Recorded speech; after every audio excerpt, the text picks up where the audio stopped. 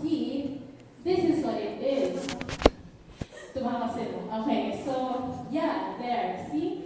So actually, because it's on a WordPress platform, everything is responsive, it's in a div, but then in the actual content, they put a table to fix the layout of their content. This is not to shame this person, but they're using a table. Okay, so yeah, that's fine. Okay, so we were laughing / crying about the fact that it's 2018 and they're using a table for layout, and then it reminded me of this talk that I gave in 2008 November about how we should move from using tables for layout and go and use divs and CSS instead. 2008, so this was 10 years ago. So I was telling Leah and Kit about it, and they said, oh, well, why don't you talk about it in January MFC, since you know it's a 10-year anniversary. So medyo fitting naman siya. But also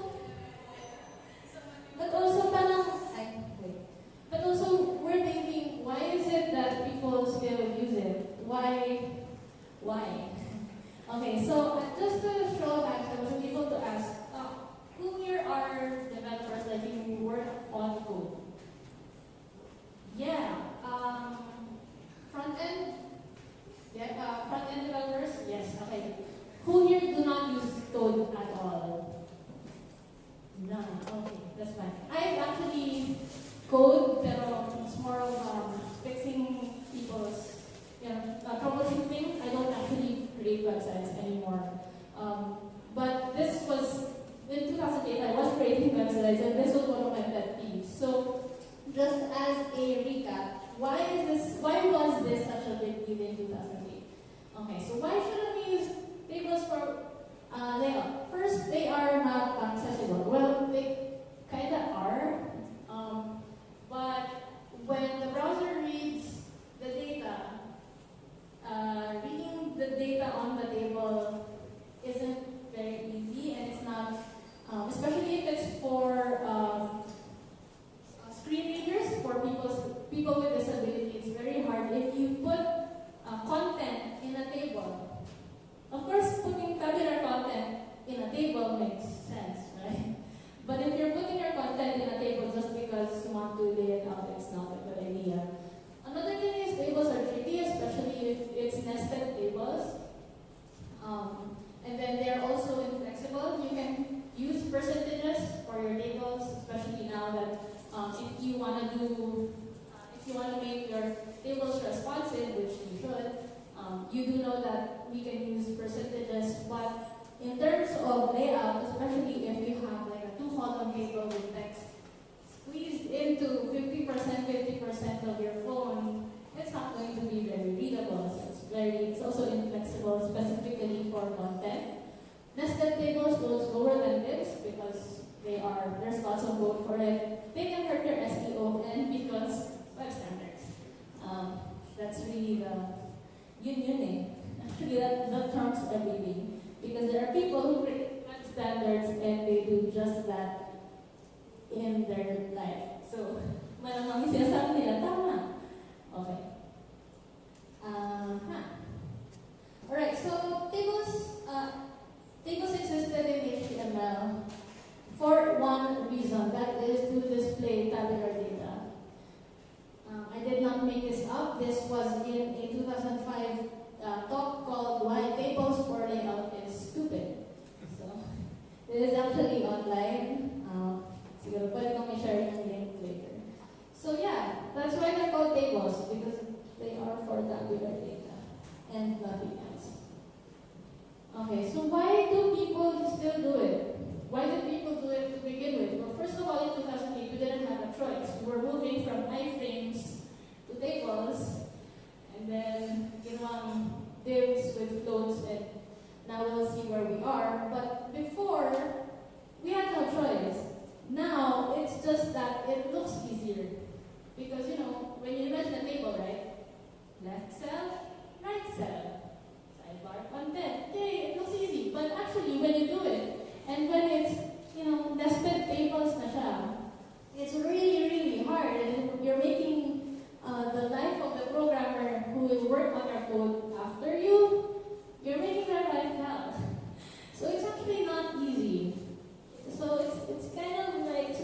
lazy coding actually. It looks easier, but it's not. CSS is hard, they said. Well, yeah. Actually, anything that you do is hard at some point, so you just got to learn it. But it's an investment. Because when you know CSS, you are more flexible, you can do a lot of other stuff, so why not just learn it? And other people don't know any better. The website that I showed earlier, this one applies to them. I think they just don't know better. Let's go back to their website again. Okay, actually if you look at their design, it looks like something that can be made with this, right? But I really think that they just don't know that it's easier to do it with this, with what technology has now for them. So, and I did, when we were talking about it, when I said that, oh, you know, tables aren't used for layout anymore. You know what they said? It's not, oh, but this is my style, this is how I roll. That's not what they said. They said, really? And I'm like, why? But it's good. I prefer that they said they didn't know and were open to the article why tables for layout is stupid. Well, right now, if you look at their website, it's still using tables. But that was just a couple of weeks ago. Okay. So it's going to take them some time to adjust. But they didn't know. So that's why we as web programmers, as web developers, web designers, when we see people who don't know, we can educate them. Here, it's a little okay to kind of laugh. We use structural markup. So we know this. So what do you mean and mean with code? If you're going to create a table with tabular data, then you use a table element. When you're going to be creating an article, well, there's an article element. Hooray! Or article time, right? So stuff like that. We now have a way for our markup to be exactly what we mean them to be. And then, after we've done our structural markup, then we can go and use a CSS to make it look pretty. The thing with tables is that before, the code was created to talk about the presentation, not the content. Right? So, table element, but the content is actually not the table. So, that's what structural markup means. Okay, so that's actually the one sentence point of this whole very short talk. So, but there are also other things which I won't get into really deeply I won't get into at all, but I'll mention them. Where are we in 2018? Okay, is it just, div floats? Actually, floats, yeah, sige. Pero, that used to be just a float left, float right thing in the early 2010s. But now we have things like Flexbox, which, is a container that expands items to fill available space. Awesome! See, this is in chat. That's what we were trying to achieve with tables before, right? So there's a whole lot of other things you can do with Flexbox, but that's one of them. CSS tricks, Chris Goyer has a whole article about that, and there's a whole lot of other resources as well. The other big thing for using layout is CSS grid. So it's designed for two-dimensional layout of items. So what you can see at the background is just an example. There's, again, a whole page of that. There's this website, Grid by Example, that is just studies of how you can use CSS grid.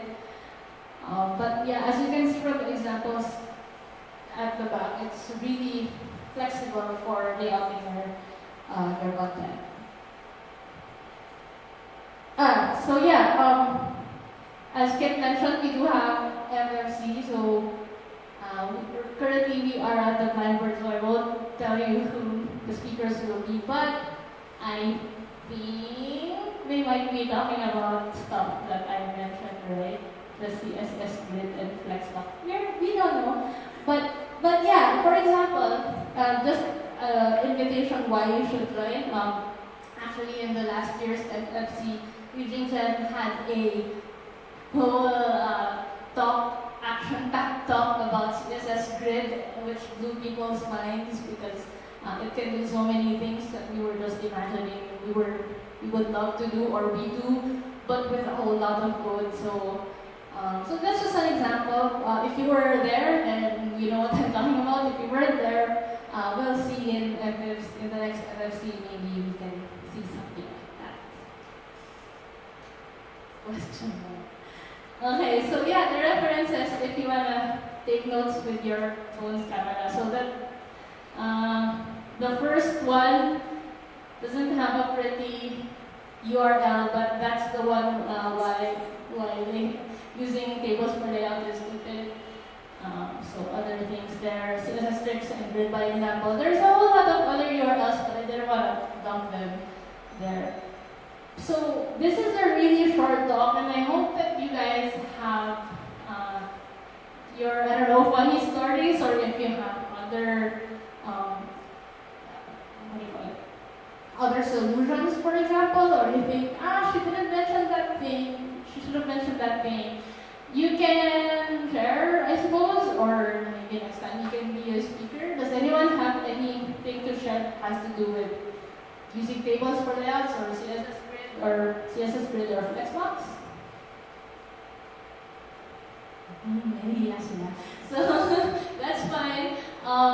But yeah, I hope that at least either takes you down memory lane or kind of kindles your mind for how to fix these layout things. Right now, we're so used to downloading templates, especially me. I work for WordPress.com, so I always see templates done by either my coworkers or other people.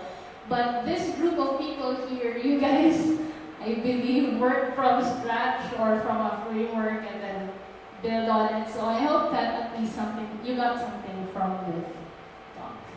So thank you so much for that. Questions? This year kasi, since 10th year, we're trying to throw back everything from the past. So like, what are the previous topics ng mga previous MiniFFC? Kasi parang we received a feedback that medyo nagiging chill na lang yung mga topics during minis. Pero we tried to back, well, Iya is tracking everything, and then we saw how complex topics are before. So, we're trying to revive them and then parang blast from the past now. May questions kayo? Wala. Nahihiya sila. Siguro para hindi sila mahiya, dapat silang magpabilan. So, we'll start to introduce selves. Ay, hindi ako nag-introduce. Sabi ko na mahina talaga ako sa intros. I'm Kit from PWDO. I'm the OIC of the month. So, every MC kasi may OIC kami. So, syempre, if you're a leader, be a role model to your members, diba? So, I started the year so they know how everything works. Pero alam nila yun din, minsan shy lang sila. I'm PWDO's community manager. Hindi ko alam lang position ko dun sa tech namin. Pero basta hindi ginagawa ng iba, ginagawa namin. So parang wala din yung minsan walang bagay yung role. Basta walang gumagawa, sige ako na lang, parang gano'n. Basta yung kaya ko lang. Yeah. I've been with PWDO since the first FFC 2009. So I started as a volunteer, nung estudyante pa ako. So since nung graduate, yeah. So, tanda. Yan. Working in a telco somewhere. Ayoko sabihin mga tanong na ako sa signal. Start na lang sa'yo. So, name, saan mo nalaman yung PWDO and MiniFFC? Wala. I'm Nicole Coleta. Nalaman ko yung, I learned FFC sa Facebook. My ads. Ay, sulit yung bayad na. That's pa. Meron din. Meron din.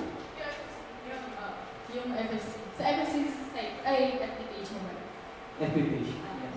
I found out about FFC in the FB page. I think it's a start, self-taught Site.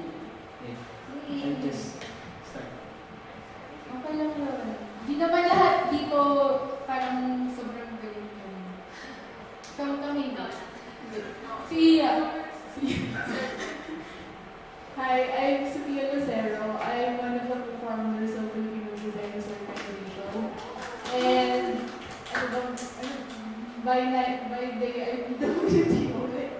By night I'm an independent interface designer / front end, depending on the project. So yun. How I found PWDO? Sige, sabihin yung social media platform. Malalaman na naman edad natin dito. Nag-post ako sa Flirt after mag-word camp na dapat magkaroon ng web design conference. Tapos nag-comment mga tao, tara mag-meet tayo. O yun eh. So, Hindi na sila nag-prepare. nag-prep pa rin ba? Anyway, yun na. Hello. Hello guys. I'm Daryl. And I'm a DevOps engineer sa isang company.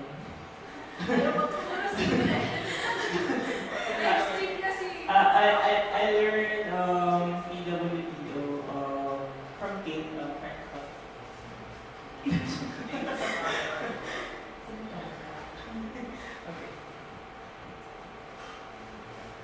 So I'm here. I started as a web designer, and then lately I've been leading front-end teams.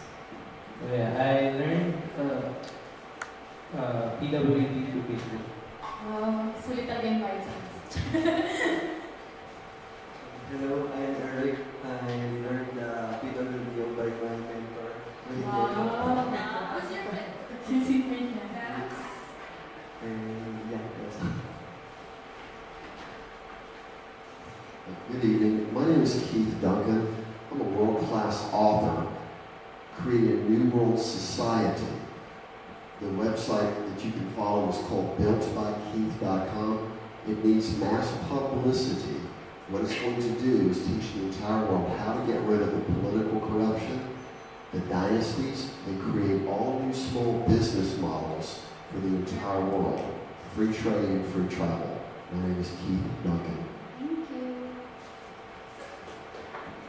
Hi everybody, I'm David. I work at the startup as a CTO, and I learned about PWDO and MiniFFC through the Philippine Hackers Slack channel. Hi everyone, so I'm Ian. I do design and some front-end stuff, but right now I'm currently doing front-end stuff.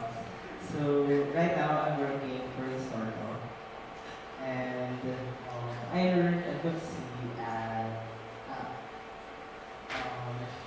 actually my friend recommended me.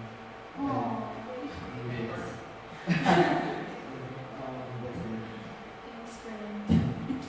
Hi, I'm the friend. Hi friend. Hi, friend. My name is Reg. I'm a full stack developer at Snowfall, and I learned PWDO because of the FFC event last year, which I was able to attend.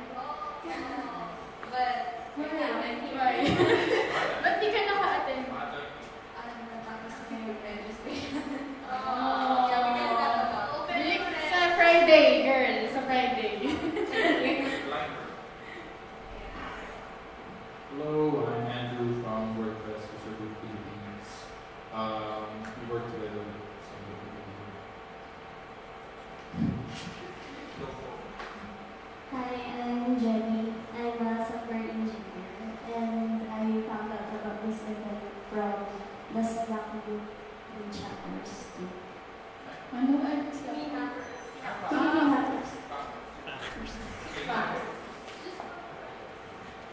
Hello, good evening. My name is Albert. UX consultant ako dyan sa tabi-tabi. Tapos, nalaman ko yung FFC sa Facebook yung nata. Sulit ba yan? Hello, good evening. I'm Tom Panoran. I've learned about PWDO through sinabi ko sa last 2015. My gosh, saan mo yun? Okay. So, unfortunately, I wasn't able to attend the first FFC last year. So bumalik this year. Hopefully, Yay! Hindi ko na kasi sa sobrang dami ng meet na tao pag events. Hindi kasi ako sociable. Ay, sociable, pero mahirap makatanda ng face.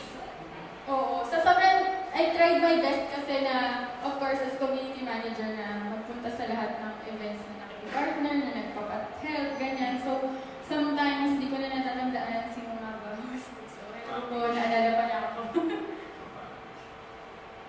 Hi, I'm Rosh, and I'm a web and graphic designer from Tri7 Solutions. And I've learned about this MiniFFC on Facebook, which is also highly recommended by my former team, Wow. Ray Alqueras. Ito talaga si Dre. This is my third time. Si Dre, ano siya, member namin siya, tas past FFC speaker. Ano ka,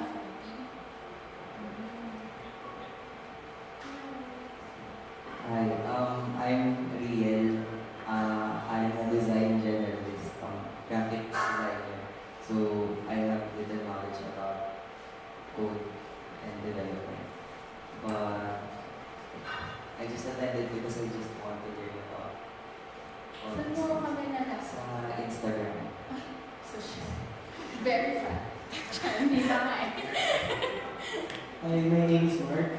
I'm a UI designer. I found out about PWDO sa Facebook. Ginaya ko na sila. Hindi ko talaga actually minsan parang sa Facebook. Wala sa Twitter nila. In Christine, I'm a freelance graphic designer. I learned about FFC and PWDO through a seminar by FFTech last year.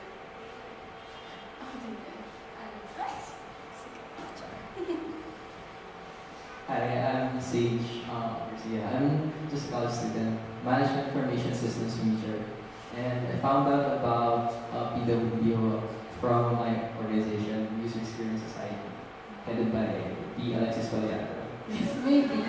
Pag taga-Ateneo, pati pa kayo, maybe na rin. Hi, I'm Renee. I'm also a student. I also found out about PWDO from there. Yung si Summer. Oo. Kala mo ah. Hi, it's the camera.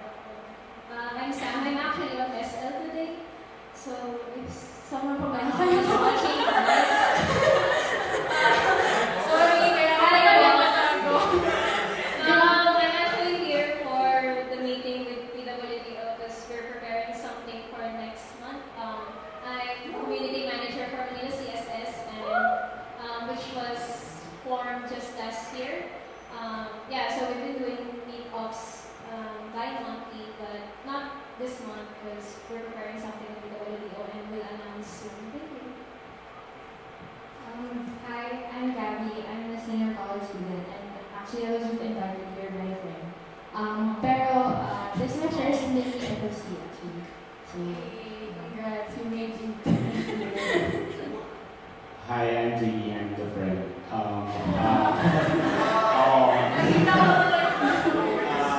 I'm also I'm a junior in Ateneo, and I'm also a freelance designer on the side. And I was introduced to PWDO by Alexis. So mga disipulo kami ni Alexis. So kaya sila madami kasi they are co-organizers of the Recipe Computing Junior Form Functioning class. So two orgs yung student organizations yung nag-organize nun. So one is USP Tomasino Web and then Ateneo UXS Society. UXS. Next. Hi, I'm Ray, engineer. Naman ko yung PWDO nung FFC last year. Last year ka lang ba nandun? Yeah, I think that was one of the years before. Kasi recently na ako balik sa web tech. So, yun. Oh, hindi na natin siya nakikita. Yay! Royalty of card. Oh. Mag-release na tayo ng stamp card yung pang 10 MiniFFC. May joke. Oh, may fire. Good idea, di ba? Hi, I'm Alexis, designer. So actually, I found out about PWDO when I was in third year high school. Yes.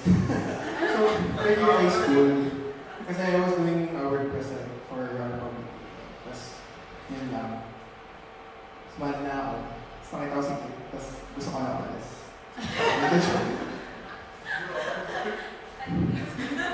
Start this year, nagbabanda na tayo. Hi, I'm Jeanette, senior web designer. PWDO volunteer.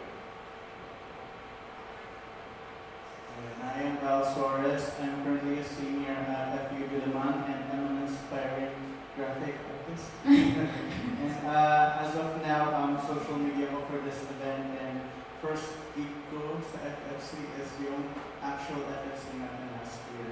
So, I think na-meet ko si Val FU Tech din. Nung nag-sponsor kami ng isang event nila. Tapos, yun. Siyempre, patay naman ako. Next. Hello, I'm Ed. I'm a print designer.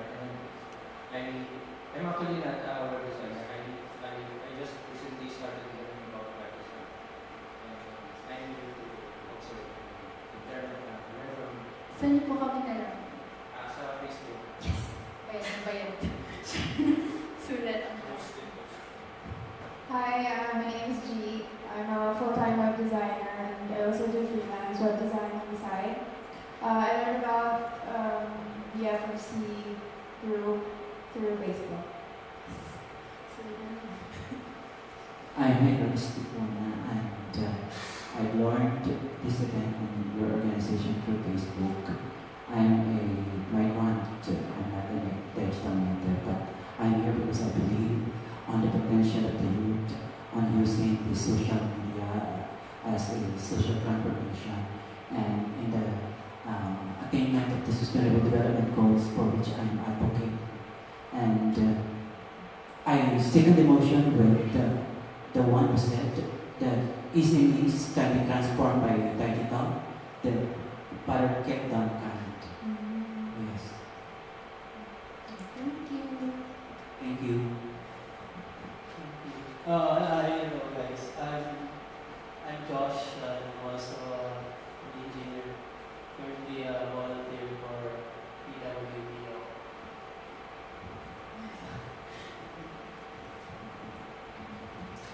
Anyway, he's the head of MiniFFC's for the year. Oo nga, ayaw niya umamin. I turned over the Not just a ground. volunteer. Anyways, hi, I'm Pierce. So I'm a UX designer for Cambridge and I'm also one of the organizers for MiniFFC. So yung mga members namin, for them to be onboarded properly. So it's part of the application that you help organizing a meetup. So or volunteering. So pwede silang magbuo ng team. So yeah, ganun siya.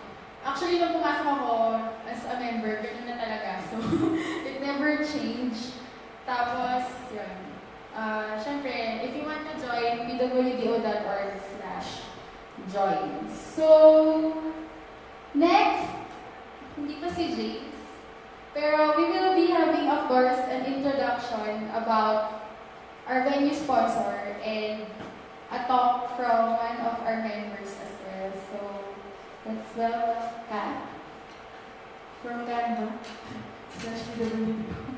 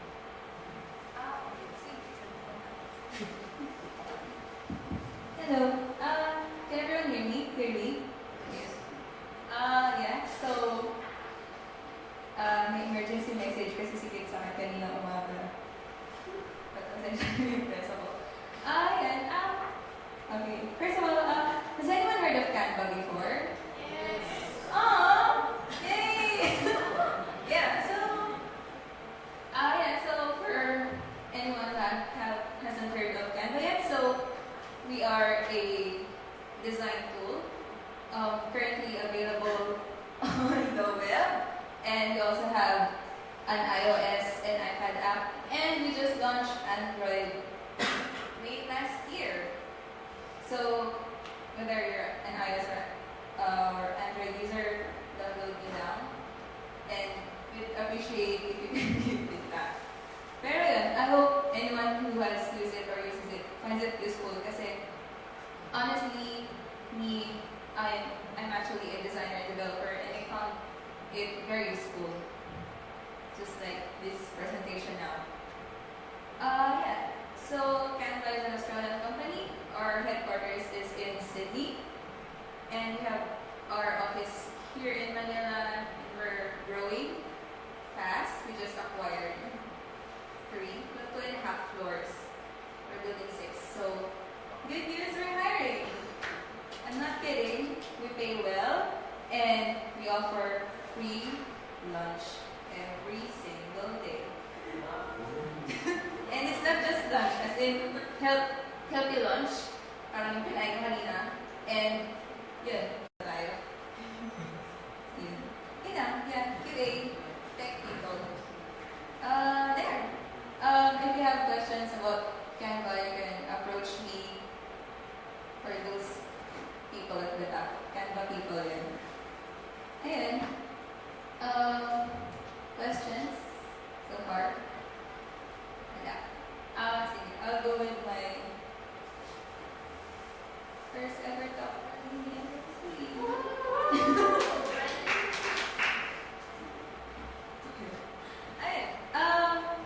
So everyone here is a designer or a developer, am I right? Wala akong pag-usap din. May support nyo! Oh! Ayun, okay. So has anyone heard of prototyping?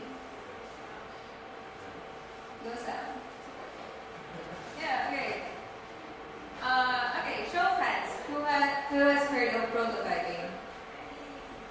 Okay, coming out. Okay, next question. Who has done prototyping? Oh, that's cool. So I'm guessing you guys know the value of prototyping, right? That's cool. Good job. Yeah. Okay. So, since I've confirmed that there are people here who knows what a prototype is, can anyone share what a prototype is? Sige na. It's a proof of concept. Agree, yeah. It's a proof of concept. Okay. That's the most basic, concise definition. You build, when you have an idea, you don't build that idea and polish it in just one single blow. Am I right? I mean, it's a waste of energy and time. I mean, what if it's wrong? Okay. So, yeah, as I've said, so why do you build prototypes first instead of fleshing out an idea in just one full go? So, you have to ideate, you have to test and validate that idea because your idea can either be right or wrong, or maybe it could work and it could not. And you should always be open to the idea that your idea may not work. You gather feedback from your prototype and then repeat. Just keep ideating, testing, feedback. Does it work? Good. If it doesn't, repeat the same steps. Sounds pretty simple, but unfortunately some people find it hard to do because it still takes some work and it could get frustrating if you're not getting the results you want. So the goal is to build something fast, ideally, but is also tangible to test and validate. And yeah, as mentioned, identify what works and what doesn't. I'm not sure if you've probably heard this 1,000 times, or especially if you're into startups, but you should never fall in love with your first idea. Maybe just basically your idea. I mean, well, idea is like 90% or 99% inspiration, the remaining percentage is execution. What matters is the latter one. So it doesn't matter if it's all in your head, because you can convince people just by telling them that you have a really good idea. What matters is, will this give me value, or will this give me money, or what's the real tangible value to prove that this is something worth it? Not the goal. Do not make it perfect. Whether you're a designer, it doesn't have to be pixel perfect. You don't have to make sure all the text is aligned. If you're a developer, it doesn't mean that all the code you've written is maybe reusable already, or you're making sure you follow the direct principle. If you're familiar, do not repeat yourself. You just have to code it and make it something like a replica of what you're really aiming for. Is anyone guilty of this? You're getting obsessed with your prototype like it's the real thing, but it really isn't, and you're wasting so much time doing it. No, you're not guilty. Someone's guilty of the back. My teammate. Yeah. So, as you've known, this is probably the reason why you should do proper prototypes. You save money. I mean, you don't spend so much on, if you're a founder and you're hiring developers or designers, you don't pay them so much for building a huge product and then only to find out in the end that, okay, that doesn't work, people don't use it or something. You save time. Products could take months, even years, before reaching alpha or beta. But we can do prototypes like maybe a week, a few weeks, a few months. If it doesn't work or something's off, you can just throw it away, and it's not a huge investment, but at least you learn from it. Energy. Yeah, you save energy from everyone, the developers, the designers, or whoever are the builders. You save energy from the stakeholders who give the feedback, the testers, and sanity. Your sanity and your client or your boss's sanity. And that's really important, because I've seen how many people go crazy, or relationships have been destroyed because no, it's not personal. I mean, you probably heard of how there's this one person and then there's another person who agreed to be co-founders of a company, and then they wanted to build this idea they had without testing it, and then things start to fall among the cracks. They lose their friendship, and it's really sad. I mean, it could have been avoided if they tried prototyping or they knew better. Yeah. So, how do you build prototypes? Who here says that you should prototype by design? I mean, by doing screens, maybe. Yeah, sketch. Screens. Okay, who here says you should prototype by code? Okay. Who here says you can do both and either of them? Right! Good job, guys. I'm so proud of you. Yeah, there's no one way to prototype. You make do of what you have, the resources you have. What do you think is the appropriate process for your team or whatever project you're building? It doesn't matter. I mean, people, or there's always a new product out there that will come up and say that they're the best prototyping tool, or the best animation tool, or the best design tool. I mean, I'm pretty sure you've heard of InVision.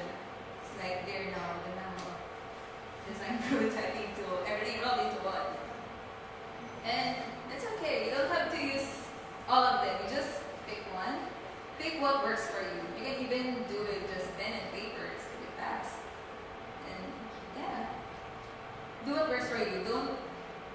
don't obsess on whatever shiny new tool is coming out. It doesn't matter. Your client doesn't want to hear about it. He's not interested if it's the latest tool. Your boss is not interested if you're using the latest features. He's not paying you for knowing what the latest tool is or if you know how to use it. He's paying you to deliver something using whatever tool is out there.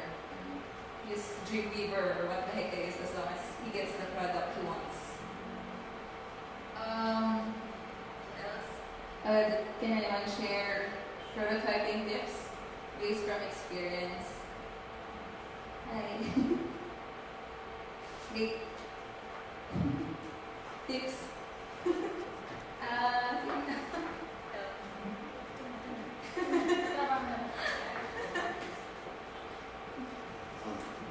Very brief prototype tips. I started developing systems 41 years ago. The absolute first thing to do is to learn from others. You need to model from other people that have successful sites.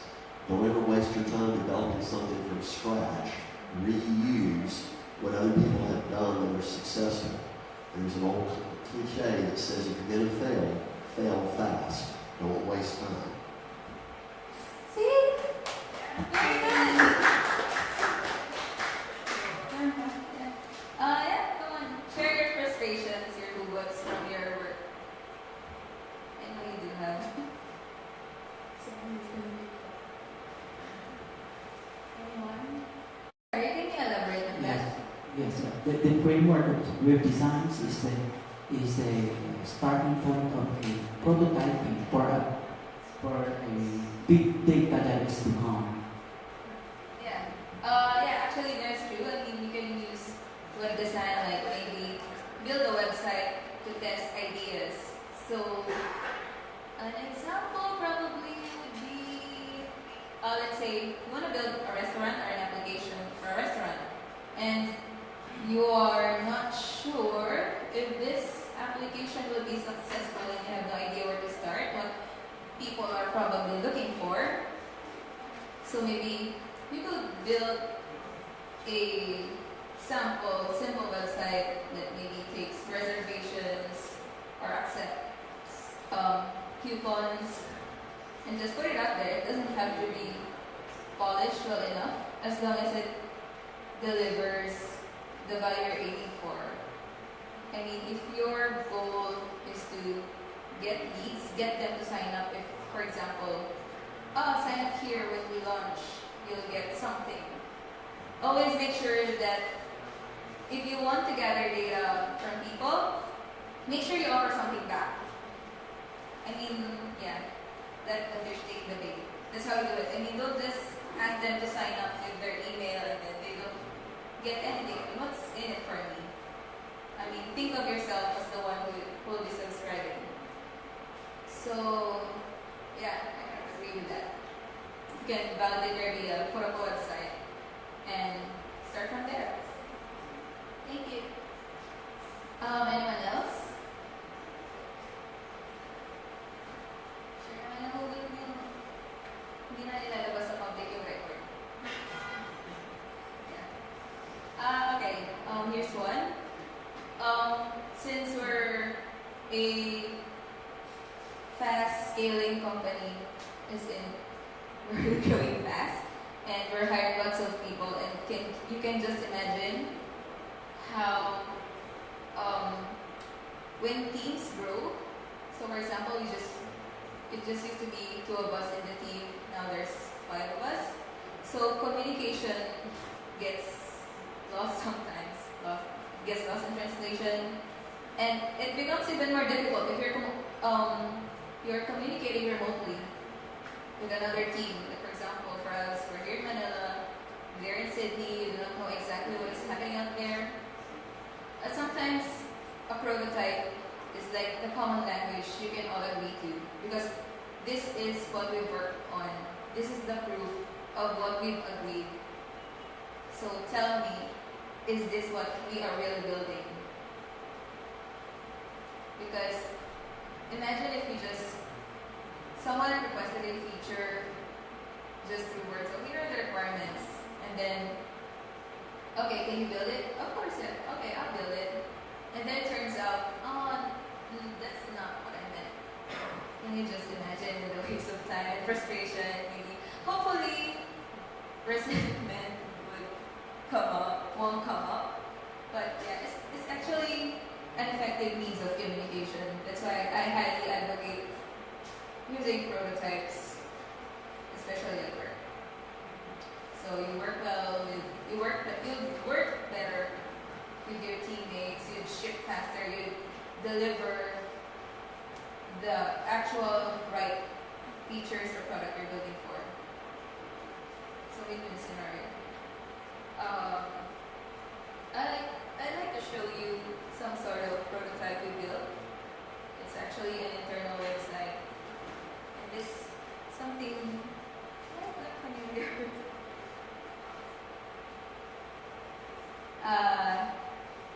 This is actually an onboarding site. We built this in 24 hours. It was a hackathon. So, in Canva, we're very particular with onboarding new hires to make sure they don't get lost. Because we don't treat people here like just another headcount. We value each and every one here. So, to make sure that the onboarding process is similar, we built an onboarding website that shows some information, where do they start, how would their first week feel like. So that's why it's just 24 hours. This is not perfect. I can assure you there are so many bugs out here. The code is dirty. Just copy pasted it. Yeah, and this wonderful illustration is done by my teammate at the back. She's awesome. So there. Yeah. So if you're a new hire, this is what you see. So we start with a positive message, of course. Yeah, that's real. So since this is a prototype, this is just a text image. See, you can select it. Sorry if anyone is cringing right now, but I just don't have the time. I mean, that's the point. We just want to show this live. I mean, did you even recognize it wasn't HTML? Unless it's pixelated. Yeah, that's just the point. Show this text. I'm like, okay, I don't have time, but I can just do it as an image. It doesn't matter. People can still read it, right? It's just a parental use. And that's what's broken. Oh, it's okay. So yeah, this other image text. Don't want to waste time. I only have 24 hours. I still need it to sleep. So let's just put this as an image text and be done with it. Yeah, so like that. The resolution is kind of messing up the layout, but do you guys still see or understand the content of this site? Okay, so it gets the point across. That's all that matters. I mean, it's not bad enough, but it's decent enough to be used and tested. So, on the second chapter, maybe we're introducing our Canva values. Yeah, these stickers are also made by our in-house designers. Pretty cool, if you'd ask me. Yeah. And yeah, it tells you what you need before you start. I mean, yeah, a lot of people, especially those who have been working for years and then moving from one job to another, what do you need? Your SSS ID, your BIR forms. So here's a simple list of what you need to submit. So at least you have a checklist, you get reminded pretty easily without overwhelming you or the HR person without having to nag you about these things. First impressions. Oh, we're very much particular with this. So for example, on your first day, we have our Canvas flags for new hires. I'm not sure if I can show you.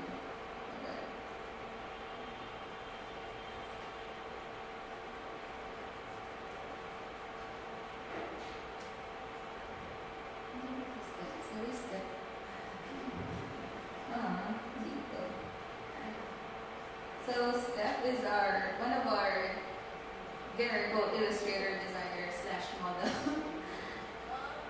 So this is one of the canvas vlogs. Is this a poster?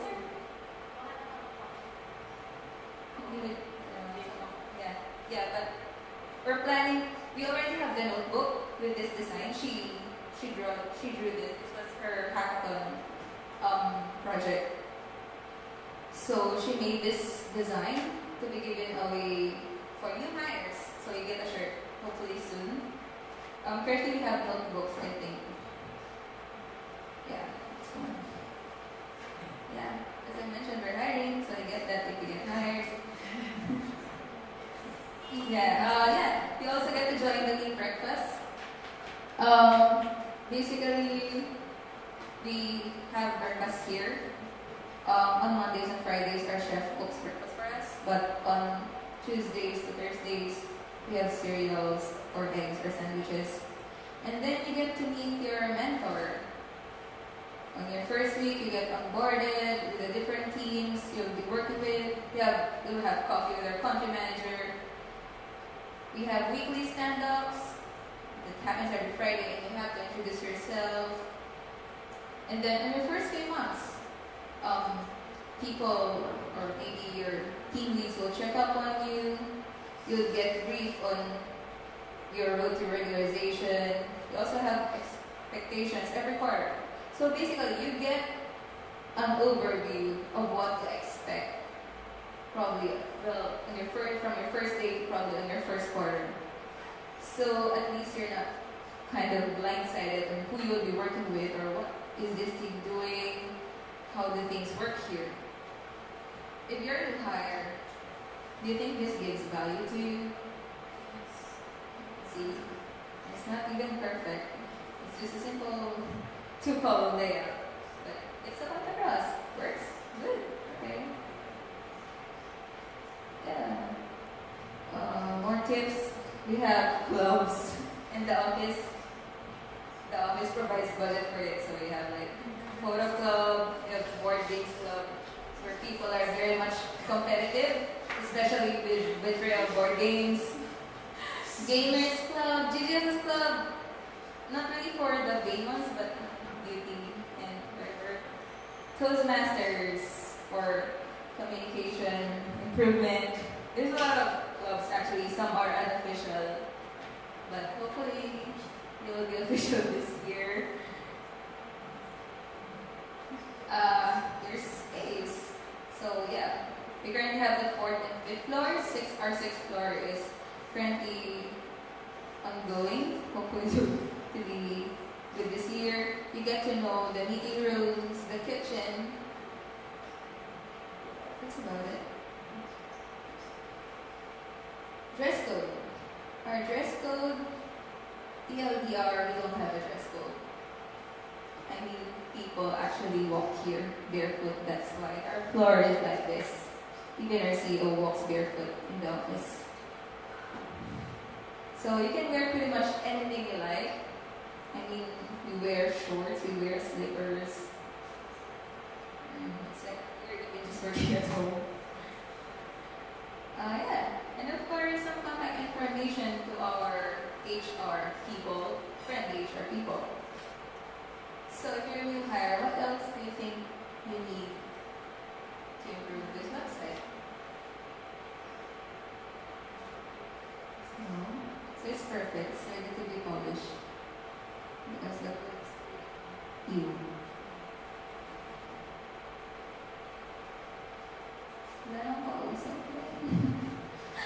Yeah, so actually that's about it. Questions? Anyone? Anything? Questions? This is Kat, not ready.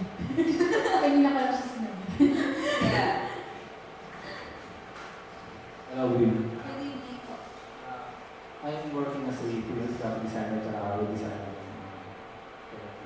So, share ko yung experience ko regarding sa prototyping. Kasi, I have one experience na yung client work as a web designer. Pag nag-present pa yung design natin, ginagawa natin sa Photoshop para makita natin yung pixel, after pixel sa resolution. So, kung kasi para makapakita ng maganda sa client yung mostly mga projects na para may impress sila, mostly ginagawa na sa XD tapos automatic website na siya. Para pag makita ng client, ma-assume nila yung look and feel na kanyang website. But unfortunately, this took time to finish.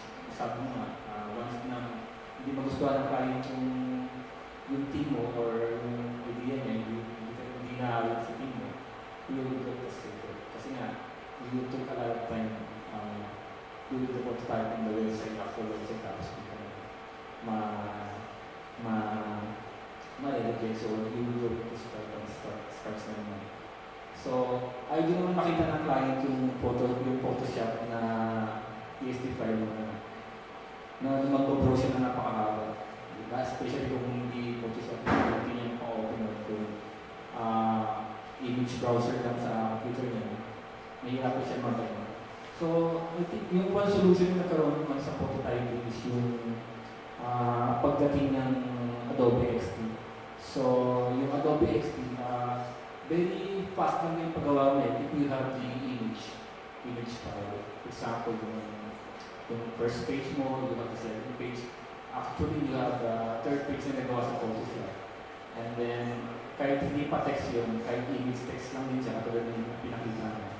If you put that in Adobe XD, and when you have exported Adobe XD into a functional website, pag nakita ng client yun, so, makikita niyo yung layout mo in pixel form na parang website na rin siya. He can view it through mobile, through tablet, and at the same time din sa desktop niya. So, as in, ganun parang sa naka-website, pero image na siya. And then you will take a lot of time prototyping your proposed website. Actually, yung Adobe XD parang last year lang siya introduced, so 2015. So, it's opportunity for us to explore yung Adobe XD. So, mas magandang, mas malaking save na time effort para sa atin, web designer or web developer na may pakita sa client natin yung proposed na design na para sa website o yung product. Thank you.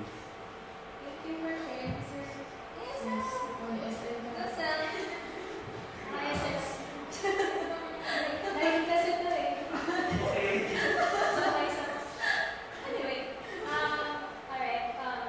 so I'm just curious on how Canva does this, because Canva has millions of users on the web. When it comes to prototyping, do you guys test it with the users within Sydney and Manila, or do you also test with other countries, or with the data that yung data that from other countries, nilalagay nyo na lang on the production site, yung nakadeploy na, or yeah. So how do you choose? So you mean data from the actual Canva app? Kasi I'm not involved with the actual app, pero here's what I know. We have our in-house QA team. They do full-blown QA every Friday, full day. So they do end-to-end testing, I believe, for web, another testing for iOS, another testing for Android, and then Quencher's the whole day. That's just one. So that's just for testing functionalities and all sorts. Number two, we have lots of data because we've integrated various tracking tools to gather feedback. I mean, what do people do? I mean, starting from onboarding emails, when people sign up to Canva, we track their behavior. So we know if this person signed up and has already created their first design, has it been a week since they created their last design? We all know these. And we can see, and if you want to test some experiments, for example, we do have landing pages, we just set up tracking codes. Also, I think we've used usertesting.com. Yeah, we do that. I haven't experienced it, but I saw it. Yeah, that's also one thing where we test, I think, major product launches and especially in the early years of product development. But right now, kasi, since we already have millions of users, so we get pretty much everything we need just by setting tracking tools. So we know what they're doing. But if we need, as in, yung talagang kita mo, like yung sinasabi nila, what are you doing? I'm seeing this button nila. Parang hindi ako sure, pero parang hindi ganun kadalas. For example, kung paper prototyping, kasi that's not something that you put out, right? Yeah. So, within the country na lang yung Sydney na lang. Yung prototype na nilalabas namin actually code na for testing. Yeah, kasi I think a lot of our UX designers are coders as well. So, kaya nila mag-prototype like in Framer.js. They're that badass. Thank you. Okay. Questions? So ganito si Kat na hindi prepared. We'll entertain more questions during the break. So this is actually an unexpected talk for today. So good job, Kat.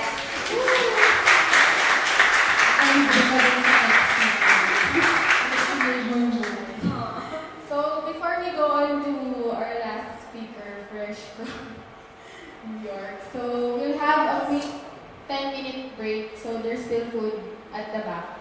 So 10 minutes. So 8:20 na. Please be back at exactly 8:30.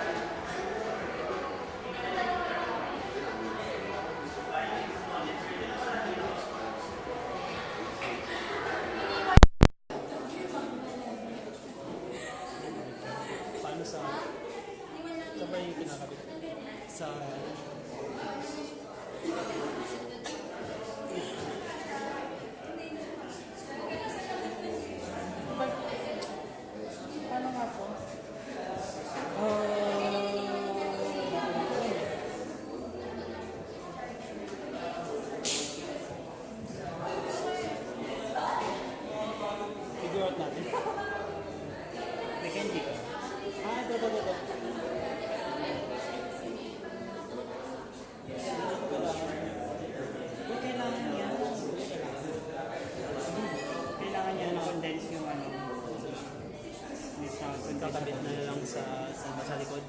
Ikaw na magana. Ikaw na. You're a big boy. Dali.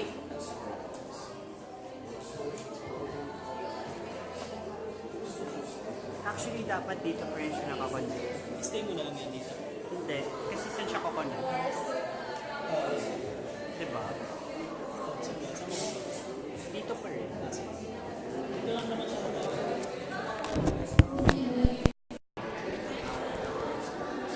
Hello. Okay lang. Ang lamig dito. Or malakas ba? Ay, hindi. Ay, ang rock. Ganun pa rin daw.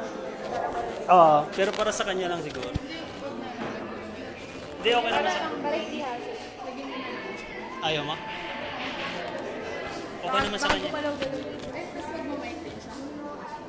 Mic na lang. Rinig naman. Ay, huwag na lang. Lagyan mo na lang doon sa malaki. Ano, ano?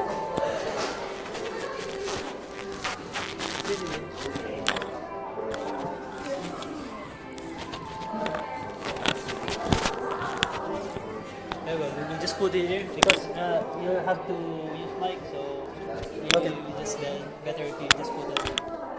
So you want to use this? No, but we're just using this for the FB Live, so Okay, it's clear. yeah, that's fine. But you don't want to use the mic. But you still need to use the mic. Yeah, It's that's quite fine. a That's hassle. fine. So, well, this one will be clipped, right? Oops, sorry. Yeah, but you still need to hold the mic. It's fine. It's fine? Yeah. Oh, sige, this where do you want? Do you want it to go under the shirt, or it's just fine if it's on top?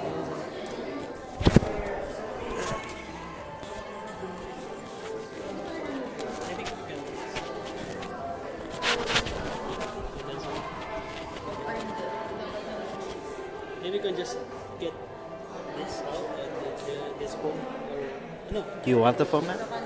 This one, yeah. Okay. You can just clip it out. Yeah.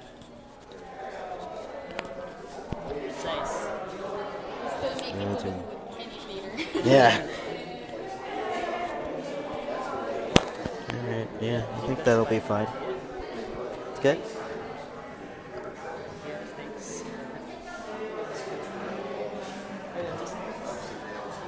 Okay, guys.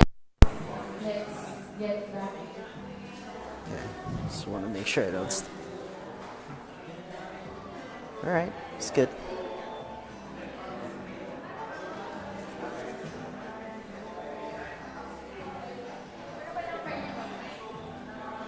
Or kahit hindi. Mag-mic pa din.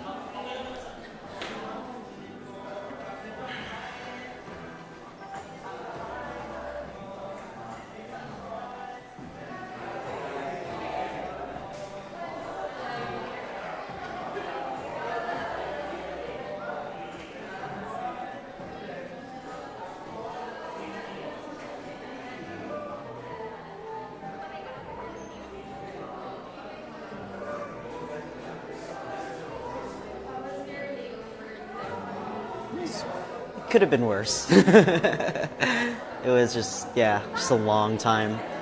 But it's supposed to be that long, or no? No, my flight leaving New York was like 8 hours late. There was a lot of issues at JFK. I was supposed to be here last night. I was supposed to land last night at like 10:50 p.m. But yeah, I came in just now, like almost a full day late. That's why I asked Kat to do a talk just this morning. Yeah. Because I don't know if you're gonna... I wasn't sure if I was going to make it either because, well, last night when I landed, I wasn't sure if like when the next flight out would I'm be. checking your Facebook and then I look on your messenger and you're like 15 hours not active. Okay, so he's on his way. Yeah. I've I been thought checking you. I was actually scared that I thought my flight out of New York was going to get canceled because I was like literally like sitting for 4 hours and nothing was like they weren't even checking in our And bags. then Kat told me that some of the folks from Canva are waiting for you and then they wanted to hear about it. They said, oh, I'm glad that James made it today. Yeah, there's people still here, so that's good. Yeah. Usually stay until 9 or 10 sometimes, depending on the venue. Because Yeah. sometimes not all the venue can accommodate us until 9. Yeah, Start. it's good. Okay guys, so let's start. Let's resume. Pwede naman kaya kumain dito. Excited na siya. Wala akong magawa pa.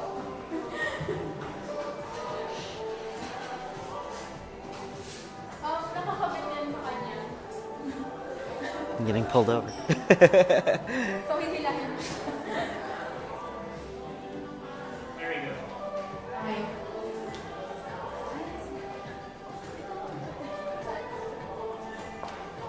I'll just... Okay, so let's resume. Our last speaker, he made it. I know he has a story to tell us. That's why Kat gave a talk earlier. No, I'm just kidding. So our last speaker, he is a farm function class speaker. I think 2016? 2015. 15. With the lineup with Brad Ross, Rachel Nabors, Holger, ganda na. Pero yun, you can check 2015.formfunctionclass.com. It's archived there. So, our next speaker is a self-taught UX UI designer based in New York. So, he just landed. So, fresh from the airport, straight to here. Previously, he has held design and user experience roles at Refinery 29, Say Media, and Foot Locker. So, let's all welcome James Cabrera. Do I need a microphone? Hey guys. Thank you, Kit. Yeah, I just literally landed from New York just now, straight from the airport. But yeah, so this talk is called Designing Your Story, and it's basically mainly from my experience working with Refinery 29 and Say Media and like these digital publishing companies where the main thing that we do is publish stories online and figure out ways to make them more interesting for users and try to put them in different formats, especially as technology is evolving and the social platforms and all the other companies are investing a lot more in storytelling tools and how have I kind of evolved the designs of the stories as also the medium has evolved.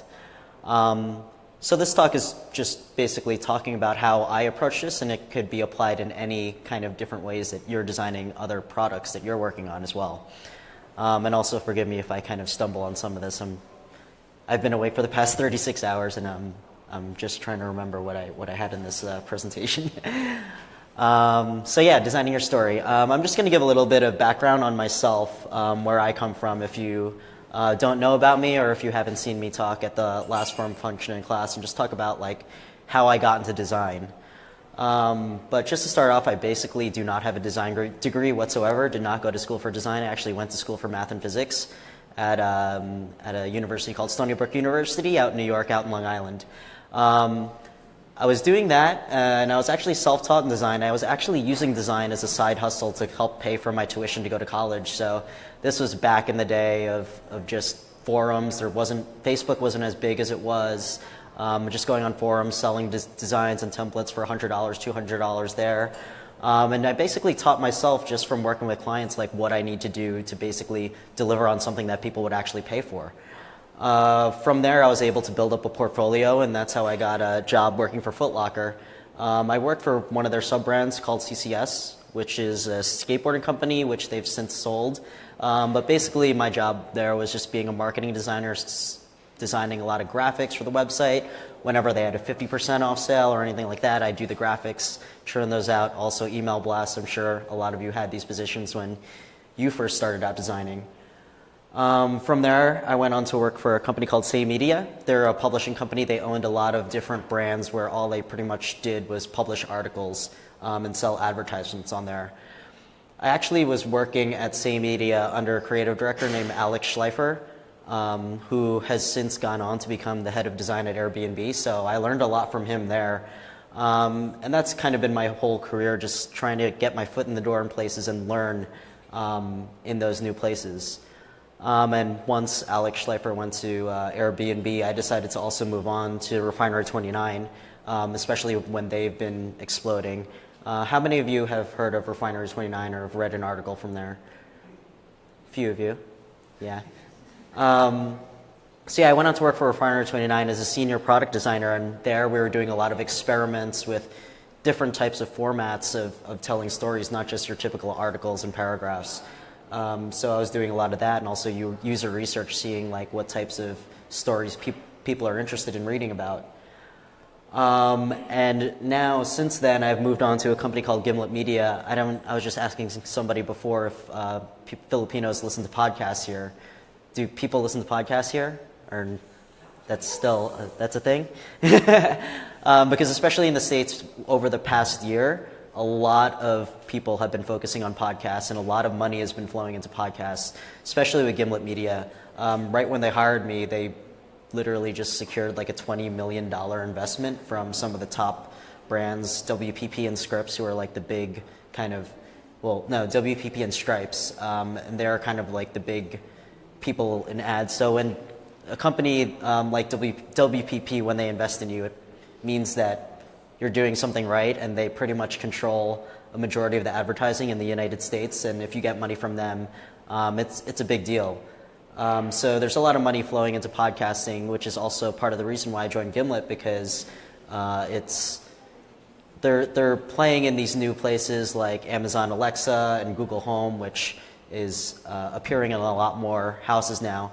And I'm really interested in that, and not just design for the screen, but design in these new formats of smart homes, smart speakers, and things that will eventually gravitate towards AR experiences. So I'm at Gimlet Media right now as their design director, figuring out what they should be doing with design, how they can incorporate design in podcasting, even though it's not kind of one of those most obvious things. So I have started there doing the obvious things of just doing like art, like what is the art that complements a podcast, along with trying different like marketing things, but also a lot of experimental things as well with their audio.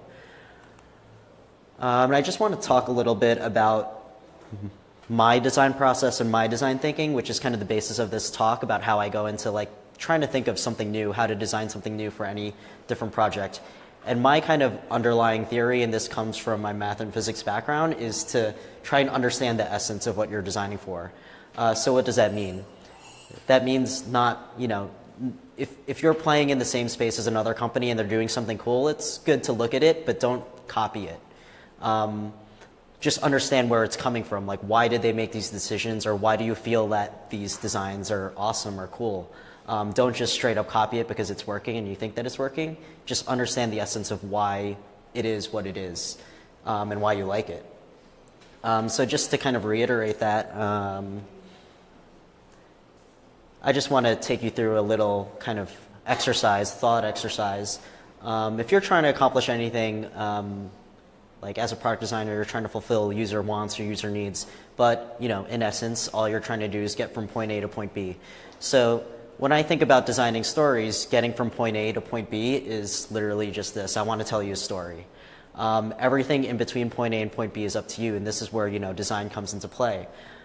So in kind of the typical process that when I talk to designers that most of them go through, and even myself when I began designing, this is also kind of the process that I went through. It kind of goes like this. You first start out with finding someone else, like this is just for stories, but if I want to design a really great story, I look to people who I think tell really great stories, and see what they're doing.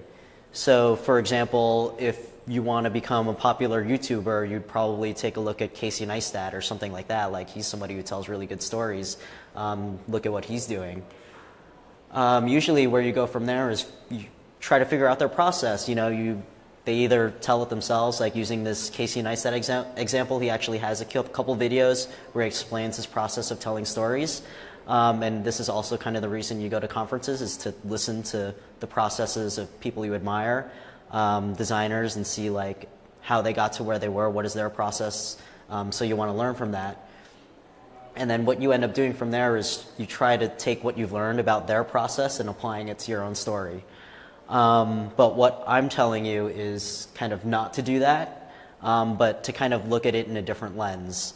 So let's just start back from the start. This is kind of how I approach, going from point A to point B, specifically designing stories, but this could apply to you too for whatever it is that you're designing. But what I'm proposing is that you start off by trying to understand literally how storytelling began. This is literally like going to the essence of, instead of looking to other people who are telling stories, look at what storytelling is in itself. And try to understand like where its roots come from, how it began, like why do people even tell stories. And in doing so, you have to understand the evolution of that thing that you're doing. So in this example of storytelling, understand, where you are in that process of the evolution. Like right now in this current state, how are people telling stories now, and how is that different from the past when people first began telling stories? And then once you understand those two things, pretty much the history of storytelling and where you are currently in that process of evolution of storytelling, you start to understand, all right, these are the things that I could leverage with the current technology and the current things that I have now. And when you think about things that way, it'll help you be more innovative in the way you approach your designs or come up with new ideas and innovative ideas. Instead of just looking at what other people are doing, the trailblazers, and trying to copy what they're doing and figuring out how to do it better. Instead of doing that, if you follow this process, you'll be ahead of the curve and you'll think of different ideas that probably they didn't even think about. So that's kind of setting up like what I'm going to talk about here, about how I approach storytelling, and how I've kind of come up with some of the ideas for designs that I've done for Refinery 29 and other projects, and kind of what I'm thinking about moving forward, especially with the work that I'm working on for Gimlet. So this is going to be kind of the agenda. Well, all right, this is also something I forgot that I just added in. But yeah, you kind of notice, you've seen articles where, all websites are starting to look the same, et cetera, et cetera. But this is something important to keep in mind, because a lot of people, there's this issue of like imposter syndrome or not imposter syndrome, especially with that earlier process. Like, do you feel like you're copying other people, or do you not feel like you're copying other people? Or if you follow this second part of the process, that doesn't say you'll end up with the same kind of design that people following that first process will find out as well. But as technology evolves, you'll find that people will start reaching similar conclusions at similar times. If you are all working on the same problem at the same time, eventually people reach the same conclusions. So these are just examples of inventions in history that actually multiple people found out kind of at the same time. And if one person didn't find it out before, inevitably somebody else would have made that discovery later on. So the telephone, two different people were kind of working on that problem at the same time.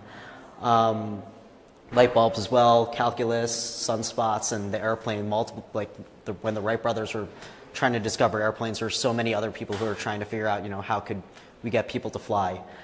So this is something to keep in mind as you're designing things. Like if you end up designing something and then you see something out there that you're like, damn, that was my idea. Like, don't let that, get you bogged down. It's kind of the nature of the environment that if everybody is kind of working on the same problems, there's going to become times where, something that you make, you'll see something else out there from somebody you probably never spoke to, or you're not in the same industry, that pretty much came up with the same exact thing.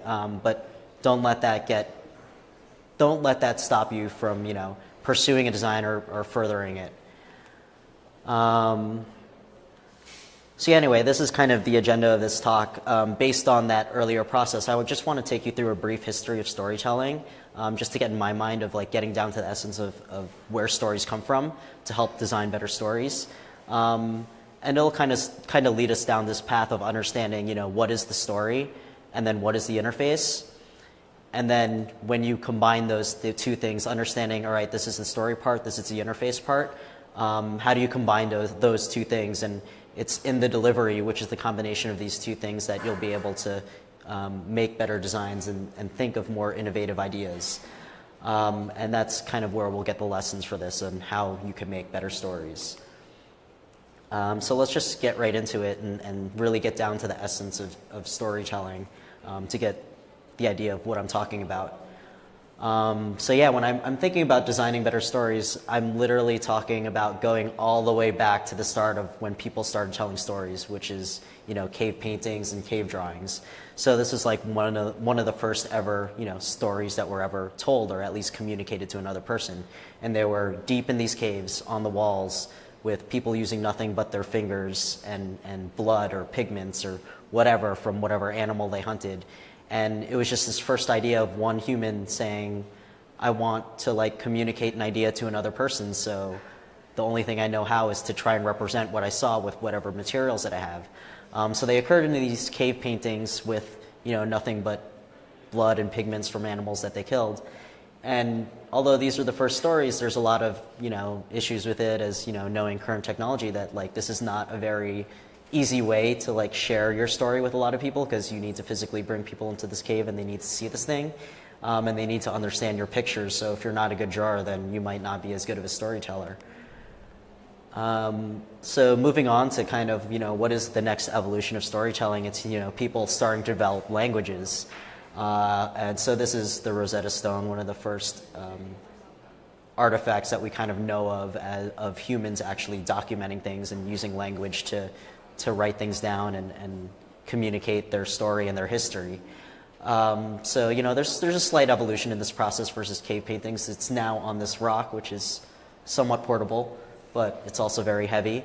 And there's also just this one rock that exists, so you need to get to this one Rosetta Stone in order to read this story. So this is a slight evolution on where we're going, but still an evolution.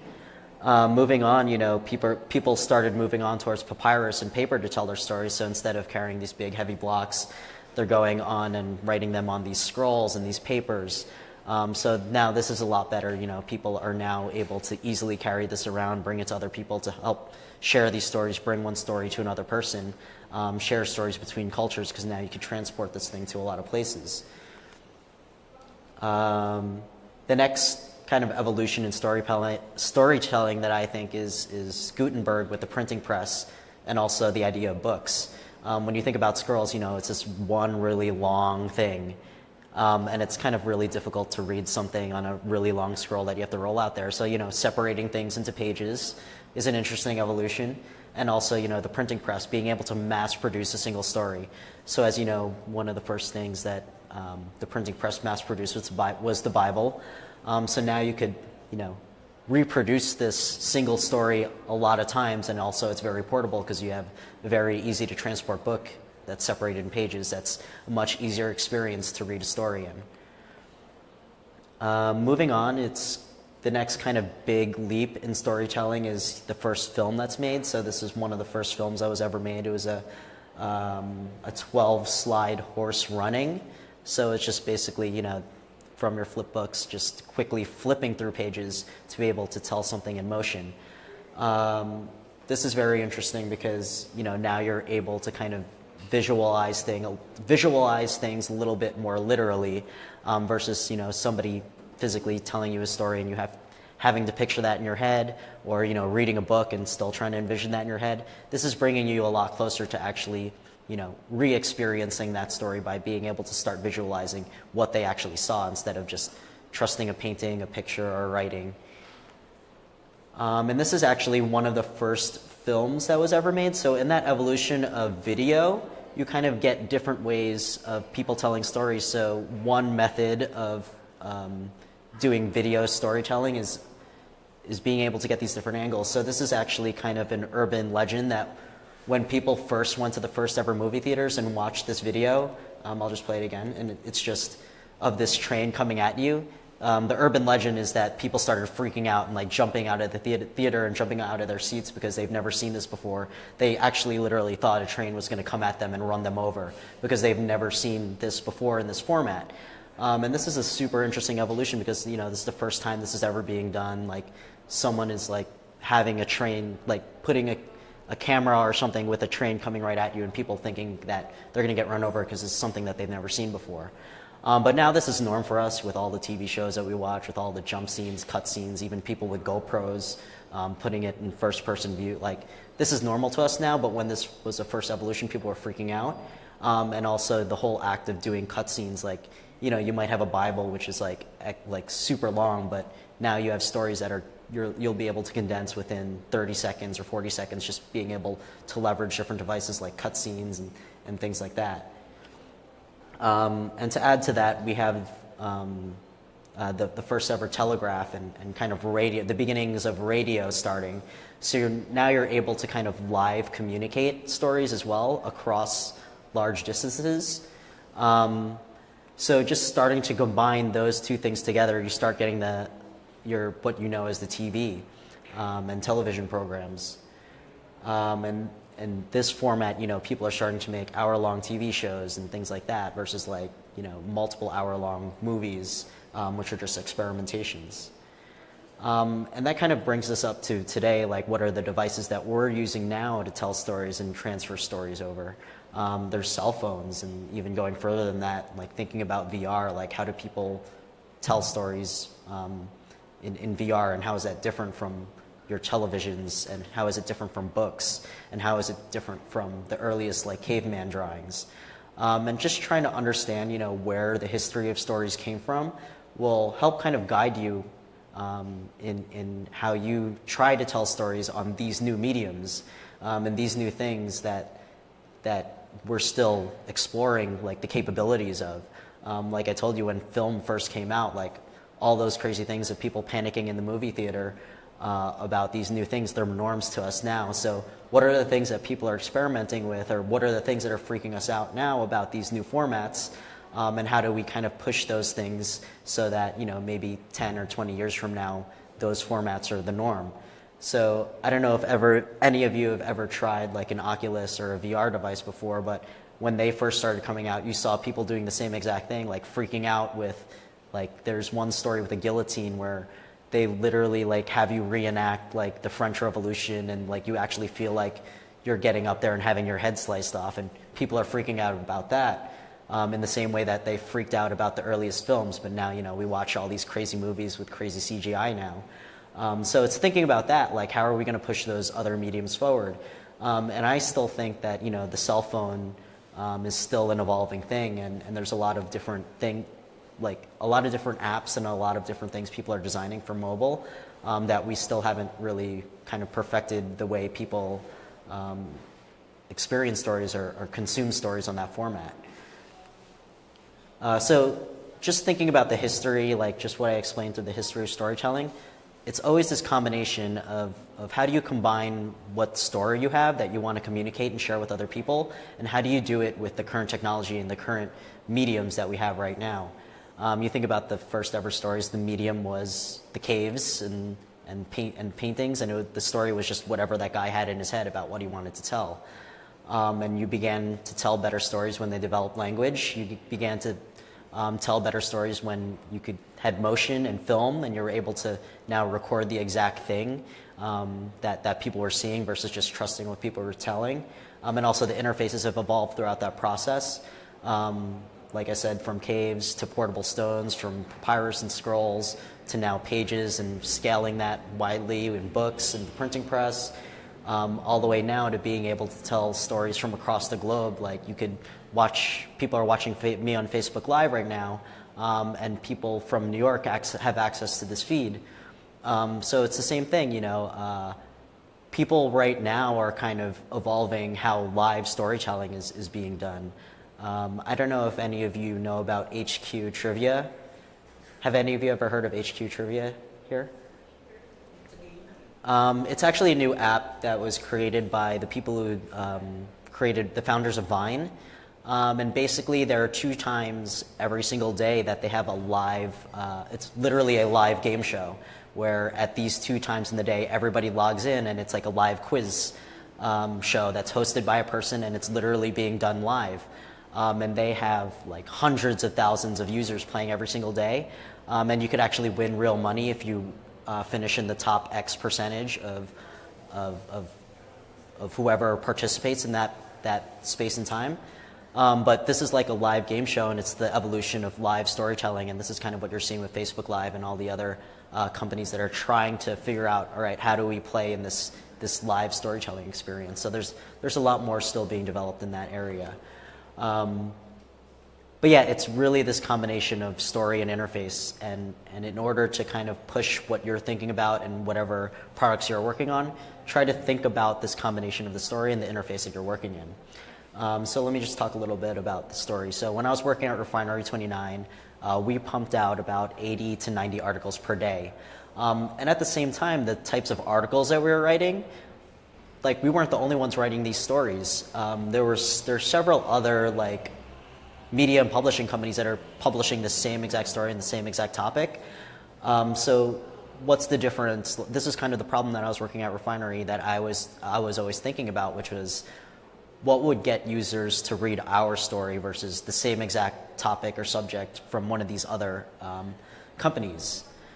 And literally the difference is storytelling. We always told stories from a different lens, from a particular voice. It is more steered towards feminist ideas and feminist kind of ideals. And that's kind of what drew people to read articles from Refiner 29 versus, from BuzzFeed or some of the other news outlets. Let me go back to that. But even going to like some of the super conservative outlets, like there's a reason why people read Breitbart. It's because they're from a conservative fan base, and Donald Trump supporters are out there. So that's kind of those are the space that those companies are filling. But yeah, just thinking about storytelling. Storytelling is the differentiator that gets people to read a particular article from your site versus other sites.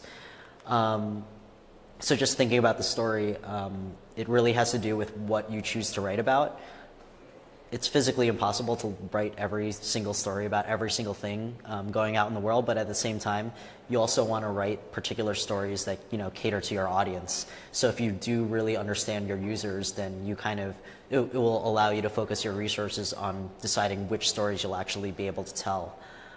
And then it's also discovering, now that you know who your users are, like what is the actual content that they're interested in and what is the content they will be interested in. Because, when I was at Refiner 29, we always wrote articles about the Kardashians, and those things were always stories that were successful, but it's not just always writing about the Kardashians, but also kind of being the trailblazer and figuring out like, all right, what do people want to know about versus what they're currently consuming.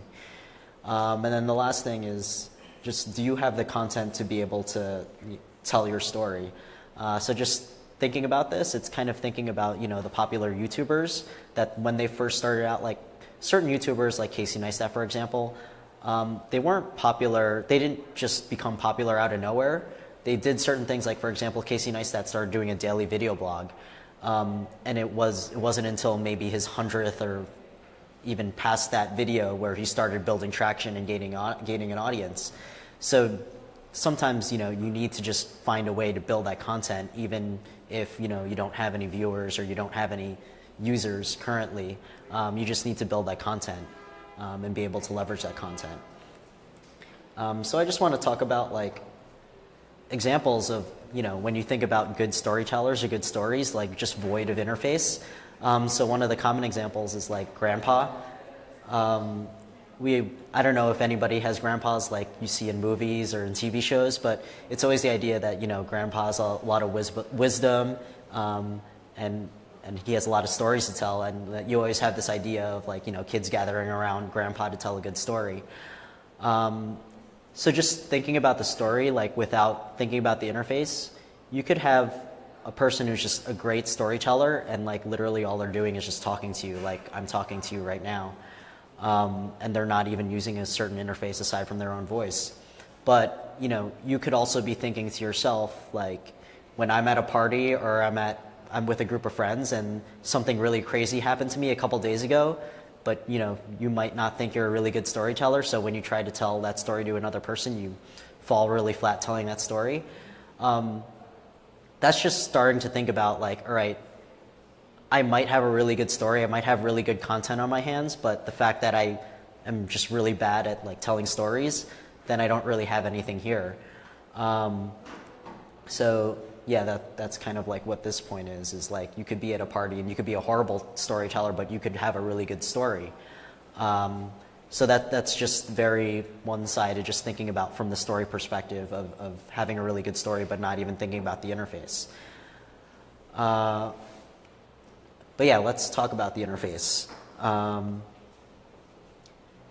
So yeah, when I talked about kind of understanding where you currently are in the evolution of technology, these are kind of the main devices that we're talking about as far as the mediums that people are telling stories in right now. So you have your cell phone, you have laptops, desktops, you have televisions now, which is growing, especially with Netflix and Hulu and Amazon now having all these crazy good TV shows coming out, and also kind of people investing more in TV apps and things like that. And then now you have a lot of these voice-activated devices like Alexa and Google Home. I know on Black Friday in the US, I can't tell you how many of my friends actually purchased Google Home, so that's going to be a lot of new households that are going to be having these devices in there. So that's going to be a very interesting format. And then also VR, which I had its kind of boom, and not really sure what's happening now with it, if it's still a big thing. But on top of that, you kind of have AR, which people are kind of jumping into now. So these are kind of the main devices of our current technology that we're able to tell stories in, and I'm sure many of you are kind of thinking about right now. But as far as my personal experience with actual projects that I worked on, these are the two main interfaces that I've dealt with as far as like trying to figure out different ways to tell stories in these interfaces. But the point is to kind of think about, where these interfaces are right now, and think about what are the unique properties of these interfaces that, don't kind of exist in those other mediums that I talked about in the past history of kind of storytelling. So these are three kind of main things that I've identified that are very interesting properties of this medium that didn't exist in previous mediums. So the first thing is the fact that it's digital. Why is that interesting? It's because you actually have the ability to instantaneously change the thing that people are using to consume your story. So to kind of explain that a little bit more, like when you write a book and you print a book and you put it in someone's hands, you can't go back and change things that you've written in that book. You'd have to get the book back and rip the pages out and put new pages in. But the fact that your interface is digital allows you to do more interesting things as far as changing things on the fly, releasing updates. This is why you have iterative processes, because you could release an MVP and then literally change the product as the user is using it in their hands. This is a very interesting property of just the fact that it's digital. The next other interesting property is this gesture of swiping and scrolling. This is pretty much how people, go through the flow of whatever it is that they're consuming on that device, and it's usually through swiping or scrolling. And the last thing is that a lot of people have a short attention span using these kind of devices, so thinking about that property of it and being able to understand that in order to tell good stories, because not to dump a very long story on someone, because that's not a very pleasurable experience if the kind of nature of people on these devices is having a very short attention span. So I just want to give a couple examples of how interfaces have kind of shaped the story, just kind of leveraging these types of things. So this is just an example, which is Twitter. This is the very first version of Twitter. And they kind of did a very good job at really understanding the medium and exploiting it. Because now they have 280 characters, but the original 140 character limit was based off of the limitations of SMSs and texting. So the reason that Twitter kind of exploded as a product and a service was because they're really leveraging these ideas of the mobile format and texting at the time that they came out, and figuring out, texting is something that people do a lot. How can we take that aspect of this medium and make an interesting product? So Twitter is a very interesting way that really understanding your interface allowed you to kind of evolve storytelling, and you now have people literally trying to tell stories through tweets, and you have people leveraging the fact that people consume stories on Twitter to kind of help themselves. Like Donald Trump is a huge example of that, of just leveraging the fact that people like consuming stories in this format. And trying to kind of use that to their own advantage. Another example is Vine. The way that they've kind of shaped the interface to dictate the way the story is told is by forcing people to do like 6-second loops. And you've seen crazy amount of things that have gone viral on Vine. And it's literally just exploiting this format of 6-second loopable videos. And that's kind of to say that something like Vine, I don't think Snapchat would be a thing, or even Instagram stories would be a thing if it wasn't for Vine, because Vine being the one to kind of spearhead this thing and trying to really exploit this idea of the interface gave rise to these other types of formats. So you have Snapchat stories, literally it's called stories, and also Instagram stories, which is kind of taking over now, like this format of recording 10 to 15-second videos to describe your day or kind of share your day with other people. These are just really good examples of products that really figured out, like how to exploit the interface to allow people to tell better stories. And I don't know if any of you have ever used this app, but I think this is a super, really cool app, which is 1 second every day. Do any of you use this app? No? So basically the premise of 1 second every day is you're just supposed to record 1 second of every single day. And at the end of each month, they'll put together all these seconds that you've recorded throughout the entire month and make a little really cool looking montage. So this is something that a lot of people have been kind of using recently, and I think there was news that came out about them getting some kind of attention or a huge investment recently. But this is an idea of a product where people are really thinking about the interface of mobile devices and the short attention span, and these kinds of things, and creating a very interesting product that people are kind of gravitating towards, and figuring out different ways to tell stories of their lives. This is kind of an example that I dealt with, which kind of like went in the opposite, which is, we were working on designing like this custom experience for Refinery 29 for this thing called Vote Your Values. And at the very last minute, like an editor came in and said like, oh, we want to drop in this huge like paragraph into this page, which I'm sure you've all dealt with before. But this is an example of going in the opposite direction of how if you kind of don't think about the interface and you only think about the story and just let the people who tell the stories just dump something on you, you don't end up with a very good experience. Oh yeah, so this is just an actual example of that. So we had this whole like cool animated experience. It was like quizzing you to like do this thing, and then it's really cool up until you scroll, and then you see that spot where they literally dump this whole paragraph of text onto us. So it really requires this combination of like really understanding the properties that exploit the interface and being a really good storyteller, and combining those two things to really help you tell better stories. So that's what I'm calling the delivery, which is combining these two aspects. Like, you might have a really good story, but you don't know how to tell it. So you kind of assist that person to tell their story by exploiting the characteristics of the interface that they're dealing with. So it's like really mastering what the delivery is. So this is kind of an example of like where the delivery falls flat, this was kind of amazing when it first came out. This is literally the first iPhone when Steve Jobs was demonstrating how the internet works. And it literally was just, dumping the desktop website into the mobile thing and just pinching and zooming into it. I mean, at first we thought that was crazy and awesome, but now we all know, mobile first design. We know how to design specifically for mobile. So it's really thinking about that, like the delivery, like that delivery of literally cramming a desktop experience into a mobile browser falls flat on the delivery, but we all know what a better delivery is because you're designing specifically for the medium. And you guys are actually doing this a lot with some of the mobile first type of strategies and things like that. So this is an example of how a story was told really well in the medium of desktop, and this is kind of this article that has become the bane of my existence ever since I started working in media and publishing, which is the Snowfall article by New York Times. Has any of you read this story before or heard of it? It's basically, I wish I had recorded a video of it actually happening, but this was like before Parallax was Parallax and everything like that. It was a super interactive story that as you scrolled through it, it told this story of these guys who were hiking on a mountain and got caught up in an avalanche.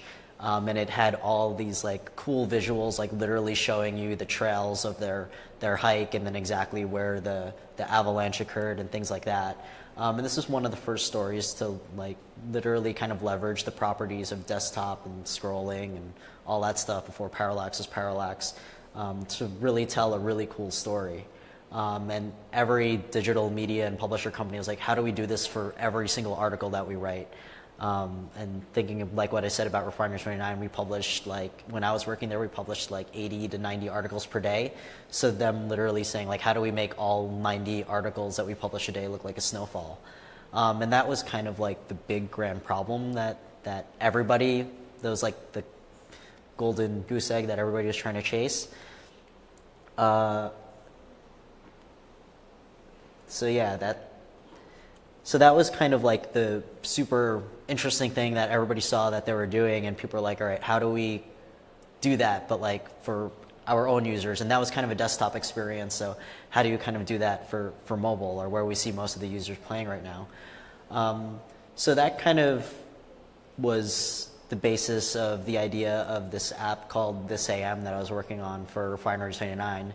And actually this was an app that I was like very in the early stages of prototyping when I spoke in 2015 at Form Function in class. I remember I was actually showing the prototype to some people, asking what they thought about it. But literally the premise of this app was that there's 8 very bite-sized facts that we send you a push notification at 8 a.m. in the morning that we think you should know before you go about your day. So, if you're, out with a group of friends and they start talking about some topic of pop culture, you're pretty much, or we feel you're pretty much informed with the 8 things that you really should know, that like more likely than not in those situations, whatever story that they're talking about of the day, you probably would have knew about it because you read the stories in this app. So kind of the premise of this app was kind of doing that. Like, how do we create an app that kind of leverages the mobile format and the rich experience of apps, and then also, the kind of short attention span of users. So that was kind of the beginning of that process. So this is just a screenshot of an early exercise that I did with one of the editors. So that example I told you before where, they dump a large paragraph onto you and you just kind of have to put it in the page, that's also kind of a result of a lack of communication between you and your storytellers. As designers, we're the ones probably working most of our time on the interface, and maybe we might not consider ourselves as the kind of storyteller to kind of, write the content for the story, but being the one to design it. So being able to work on the delivery also involves a lot of collaboration with your counterparts. So this is just an example of like how we guided our editors who are writing the actual stories through this process, was taking them through these story writing processes. So in this screenshot, I have like the screen size of an iPhone 4 all the way up to like an iPhone 6 Plus, just to show them like, all right, try to write a singular idea about this news story like within 70 characters. And then they would always come back and say like, no, like I need to write like a 500 character story about that. But we actually had to, hold their hand through the process and take them through this story writing session to help them kind of visualize like, all right, this is the format that it's going to live in. Yeah, if I'm like looking at my phone, I wouldn't want to like try and read a 500 article thing if I want to just get what 8 things I need to know about today. But even still going through that, we still went through the process of actual prototypes and like trying to shove in a lot of different types of lengths of content in this. But we actually had to go through that process and not just say it's 70 characters and like there's nothing we could do about it. But it's also, kind of taking the people you're collaborating with through that process. So you actually have to do these designs and talk them through it. So we actually did these and put them in the prototype, and just to show them like what the difference is between scrolling through a story of just a short amount of characters and then adding a little bit more characters. And then they started asking about like, oh, what if we put photos and video into this app? So just going through that process and actually doing it for them to visualize it. And also these prototypes, we took into user tests, and you have to include the editors in that process so they can physically see the users either getting stuck or getting frustrated when they're going through some of these different variations. Sometimes, as designers and as product teams, we like to contain that stuff to ourselves. But for the stakeholders that we're working with, it kind of feels like they're just getting dumped this big thing, and we're trying to feel like we're high in, or like the perception they have in our mind is that like we feel like we're high and mighty, but like you really need to take them through this process and involve them with the user testing. But anyway, through this and through the user testing, we finally ended up with this final version of the app, which was literally just the 70 characters. And then you could actually just tap in and then read the entire article. But if you don't choose to do that, you could just literally just keep swiping up and get through all the 8 things that you need to know in that day. And as far as the metrics that we were considering for success, it was pretty much completion rate, getting through all the 8 things. And then also the top priority was just kind of retention, which meant people who open the app multiple times per week. So the thing to note about that is that you need to be very careful about the metrics you define for success, because sometimes certain things could cannibalize others. So if what we wanted to do is build daily habit and get people to keep opening this app, you need to create an experience that's very lightweight and something that people don't want to get too committed to. So just being careful about that and thinking about the product as a whole to figure out what you're really going after. But I don't have the actual stats of that, but we consider that app pretty much a success. I think within the first 2 months of launching it, we had about like 50 to 60,000 installs. And I think after a year's worth of it being live, we still had about 100,000 daily active users, which is really good. And it went with like a really simple design that all it had to do was just swipe up through these 8 things you need to know.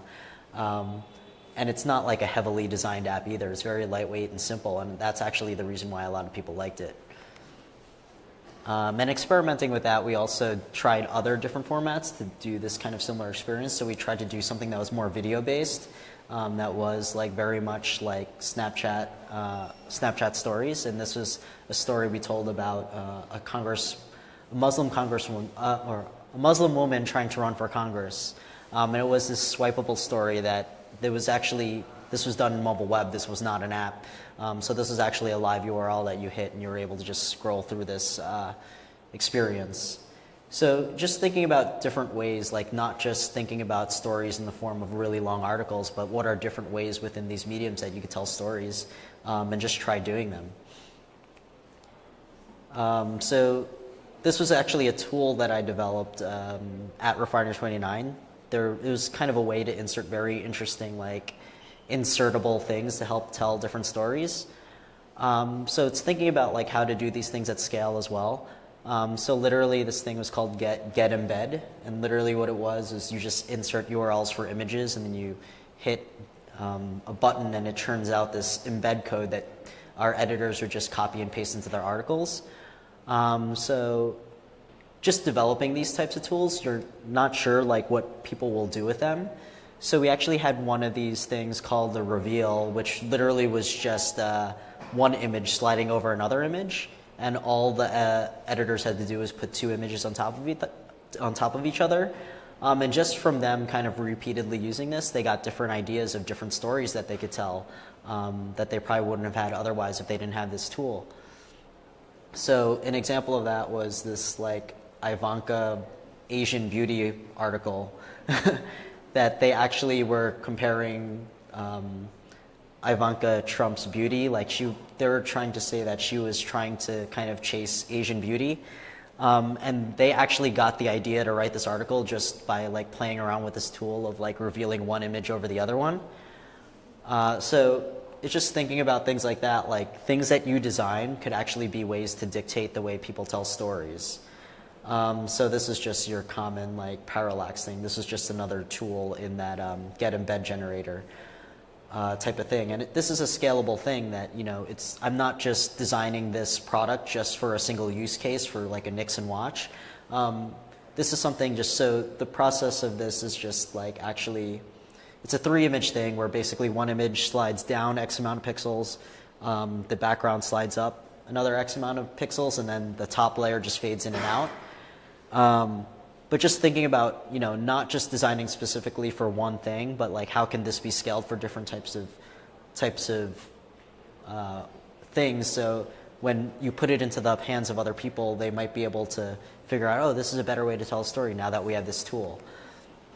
So this is just a different implementation of the same exact tool. So this is so using this get embed tool, you now have a scalable thing that people can get to that point where they could insert these things into 90 articles a day and make something somewhat interesting. But yeah, this is just an example of that where, they just leave the top image empty, and then these are the 2 other images that they insert into there. So just thinking about that, like what are tools that you could design that are scalable? for this medium as well to do those things and exploit those types of experiences.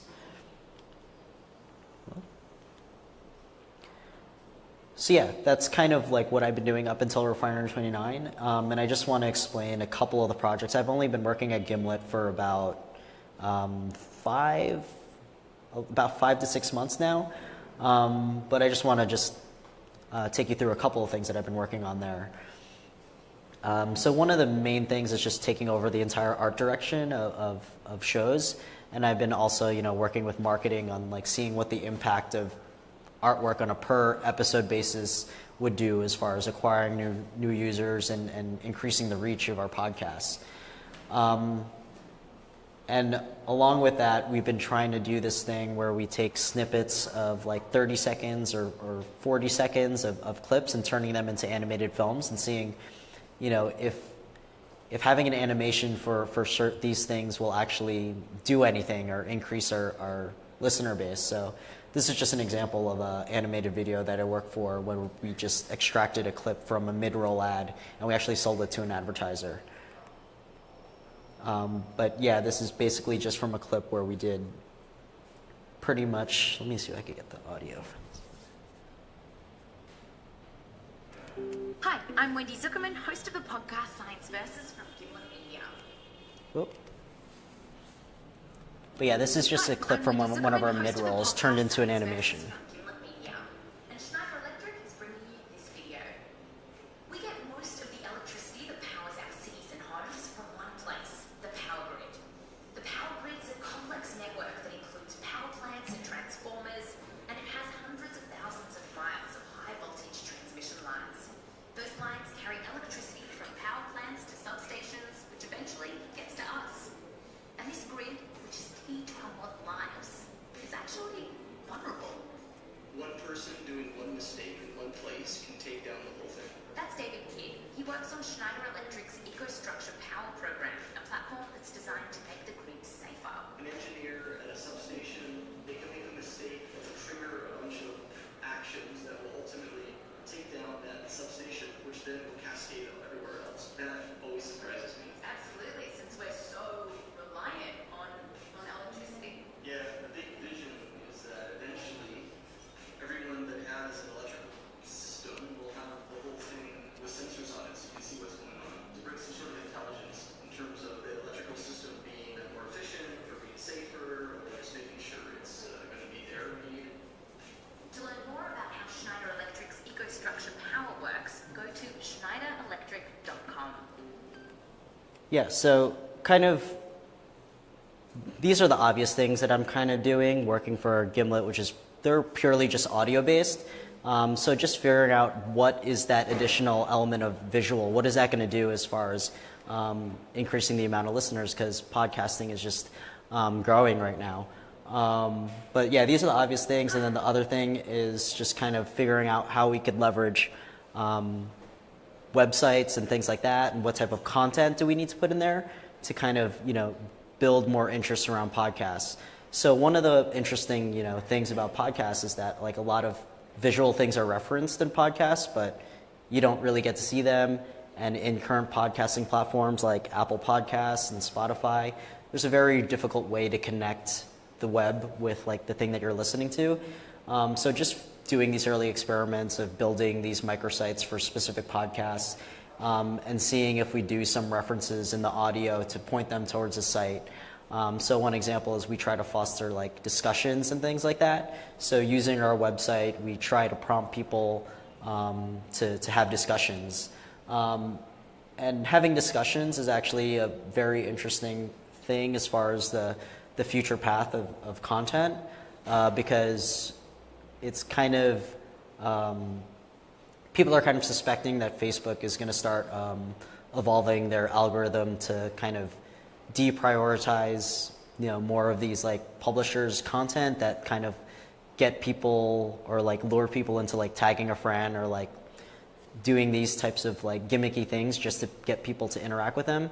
But they're starting to focus more on discussion. So if there's an actual like lively discussion going on within a thread or within a post, we're kind of hypothesizing that Facebook is going to start favoring those types of things. So how do we use our website to point people to those platforms and kind of foster new discussions? And the other interesting thing that we're doing to kind of complement podcasts is like doing designs for physical things. So we actually did this entire like coloring book as a kind of companion to one of our podcasts.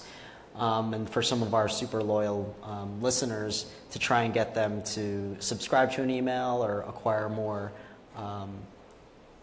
people on our email list, we kind of use these types of addendums or companions to get them to sign up and get these cool things. And lastly, which I think is going to be the most important thing, is dealing with the non-visual things. So how do we apply a design process to experimenting things with audio?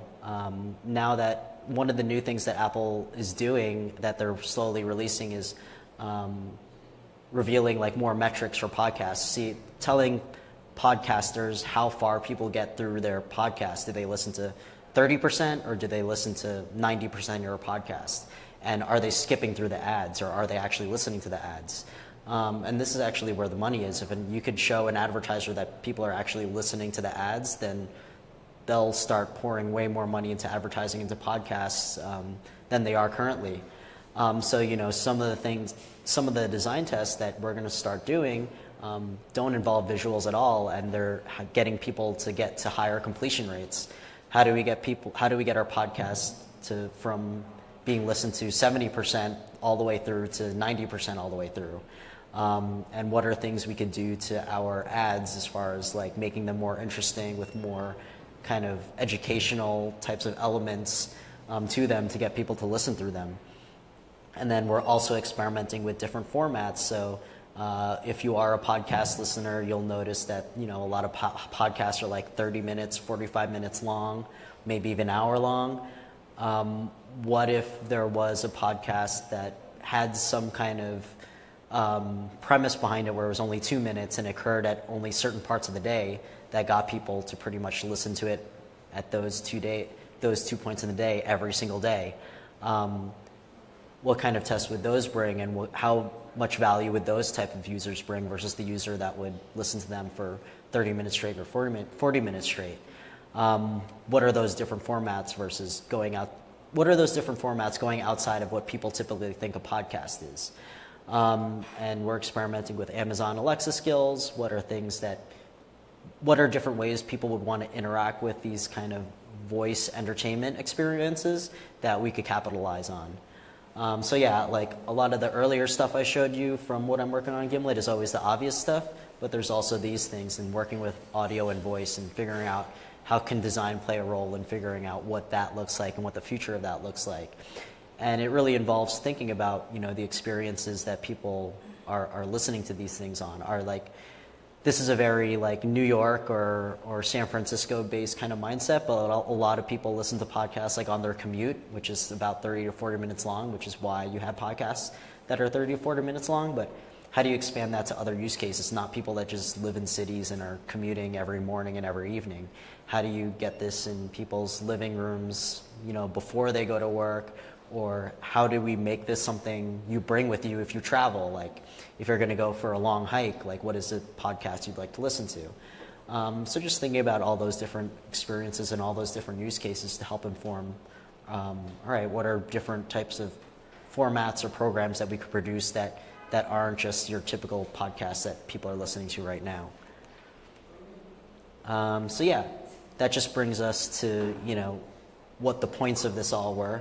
Which is how you could make better stories or how you could design better things. And the first thing that I really want to nail on the head is that you should really understand your medium and understand the interesting properties of the medium, and learning how to exploit those things. Because if you could exploit those things in a way that other people aren't, then that'll give you a leg up, that'll give you a competitive edge on other people.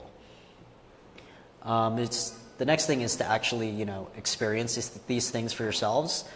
So you need to prototype these things. Like the example with this AM, like we really needed to take the editors through that prototype and experience it. And also even in creating the prototype and me experiencing it myself after creating the prototype, you catch things in it that you're like, oh, like I'm actually using this thing and this kind of sucks. or this aspect of it kind of sucks, and this is a way to make it better. And also thinking about the experience will help you come up with new ideas, like thinking about how people will experience your product that's not the common way that people experience that thing. It'll allow you to help think of different new ideas. And just constantly collaborating with other people. Keep your mind open and talk to other people and listen to their feedback, and don't think like, oh, because they're not a designer, like they don't understand like what I was trying to do with this thing. If somebody's calling something out, there's a reason for it, so try and get down to the bottom of it and collaborate with them and respect all things that come up to the table and all pushback that you get. And yeah, just continuing to leverage those aspects of your medium that make it unique. We're no longer working with cave paintings, we're working with these new devices and these new technologies. Whatever new technology comes out after this, from cell phones and AR, maybe they're bendable, expandable screens or things like that. Just always figuring out, all right, this is the medium that I'm working with, and these are the unique properties. This is why this is different from a cell phone, which is different from a book, which is different from a scroll, which is different from a cave painting. Why are we at where we are now with our interfaces? And pointing on those things and really leveraging those things to tell a better story. And that's pretty much it. I'll be taking questions if anybody has questions.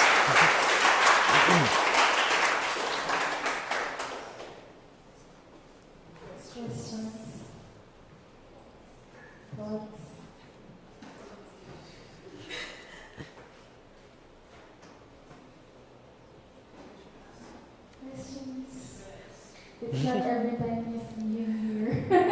If you want to ask questions about New York or What just happened? We're like having a fun function dress right now.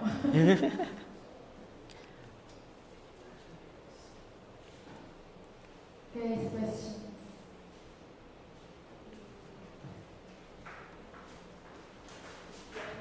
So you're the design director at Cuevas. Yeah. So are you currently building a design team right now? And how are you structuring or strategizing how to build that team? Yeah. Since it's a publishing company, right? Yeah. So yeah, they're technically like an editorial company. So writing stories, and yeah, that's kind of what they brought me in to do, because I actually was their first design hire. And so at the same time they hired me, they also hired a head of product. So it's kind of this aspect of figuring out, all right, how do we use design and how do we use product thinking to kind of, take us further, because they've been pretty much just basing their current success on just developing podcasts and doing nothing else. So if they do add design or they do add, a product strategy, what kind of effect will that have on the amount of downloads, the amount of listeners that they have? But yeah, to answer your question, I kind of was brought in to develop a design team and build a design team. And my strategy going into that, I kind of went through the entire first part of my strategy, which was basically just listen to everything that everybody wants, collect the wish list of all the things that people want to do with design or think that involves design, and then start figuring out, all right, what kinds of buckets do these things fall into? And then now hiring the team, like what people do I need to hire first in order to start satisfying all these things that people want, but then also at the same time, working with the head of product to figure out, all right, these might be all the things that people want, but this is the stuff that the company actually needs.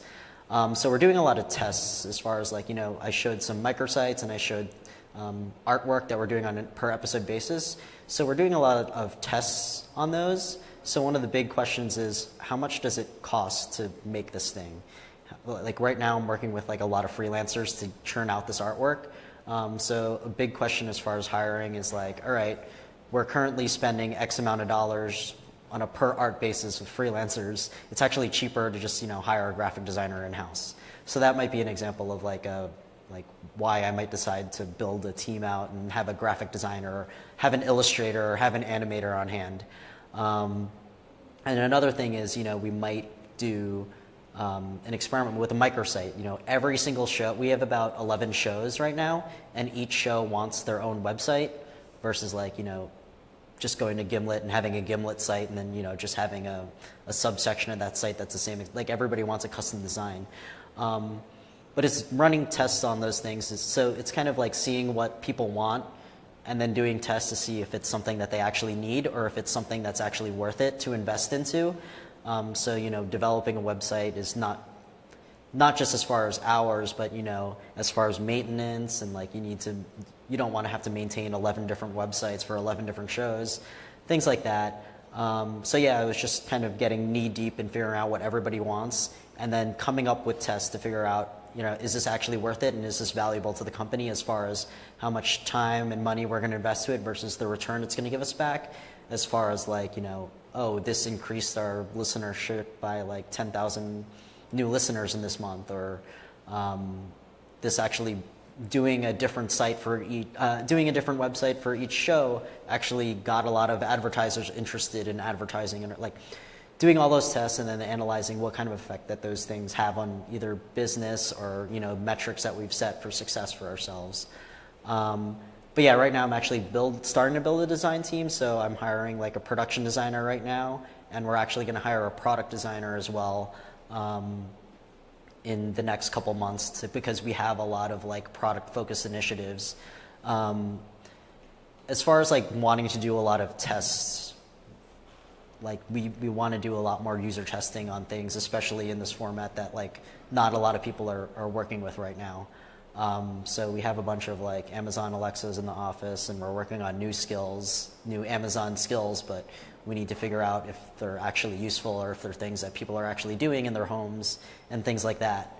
So yeah, those are kind of like the main things, and pretty much the two main people that I'm looking to hire to start building this foundation of a team. But I mean, I guess I could tell you a little bit about like my strategy as far as the design team, which is this is kind of falling in line with like what most companies I've worked for kind of do, which is to kind of separate your work as far as like you have product work and then you have marketing work. In a lot of companies, people don't even understand the difference between what's marketing and what's product. And then there's also kind of like an internal designer, which deals with the brand, like what is Gimlet, what's the brand look and feel of the company. So those are kind of the three things that I'm kind of vertically dividing the work into. And then just having a base level of support of production designers and graphic designers to support the work for those three verticals. Yep. Questions?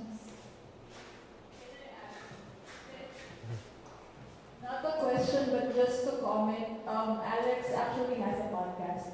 Oh yeah? Nice. He should tell you more about it. I have a podcast called Roots. It's about Filipino designers. So maybe I should interview you if you're going to stick around. Yeah. Longer than me. Yeah, that's great. Yeah. Yeah, it's interesting. Yeah, I mean, we have a lot of research done on podcast. Like, this is why all these companies are investing in podcasts, is because, you have all these smart homes appearing in homes now that, like they're saying within the next 2 years, like 75% of homes in the US are going to have some sort of smart home device that people are going to be talking to on a daily basis. But yeah, podcast is a very interesting new medium that everybody's focusing on right now. Questions? I guess. Kind of something here for our speakers today. So, just a little bit from Canada and Sarah. Yay! So, thank you guys for being our speakers tonight. Where's Sarah? Surprise! That's Canva's onboarding tip.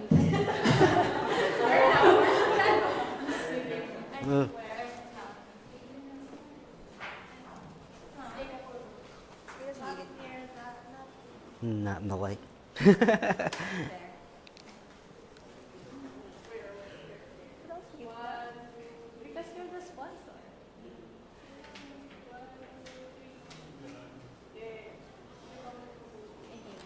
Okay, thanks Canva for having us. Thanks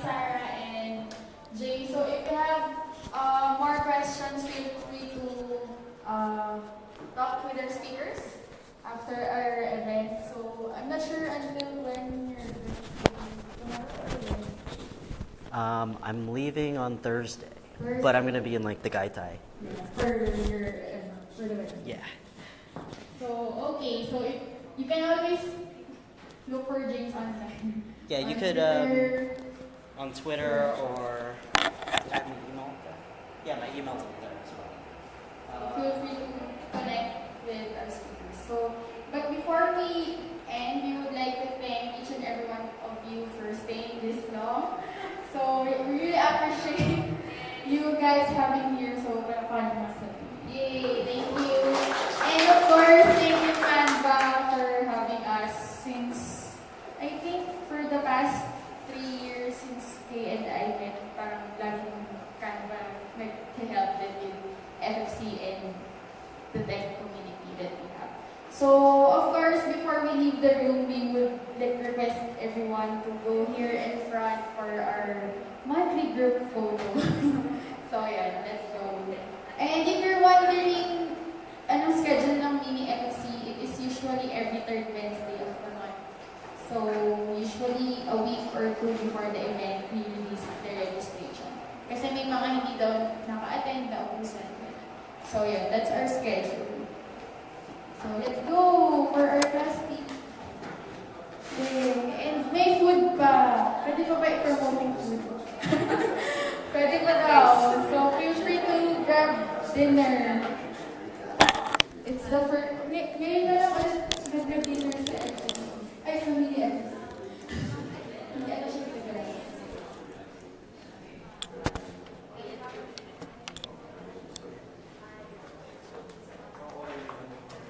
Sino mag-picture? Ako na.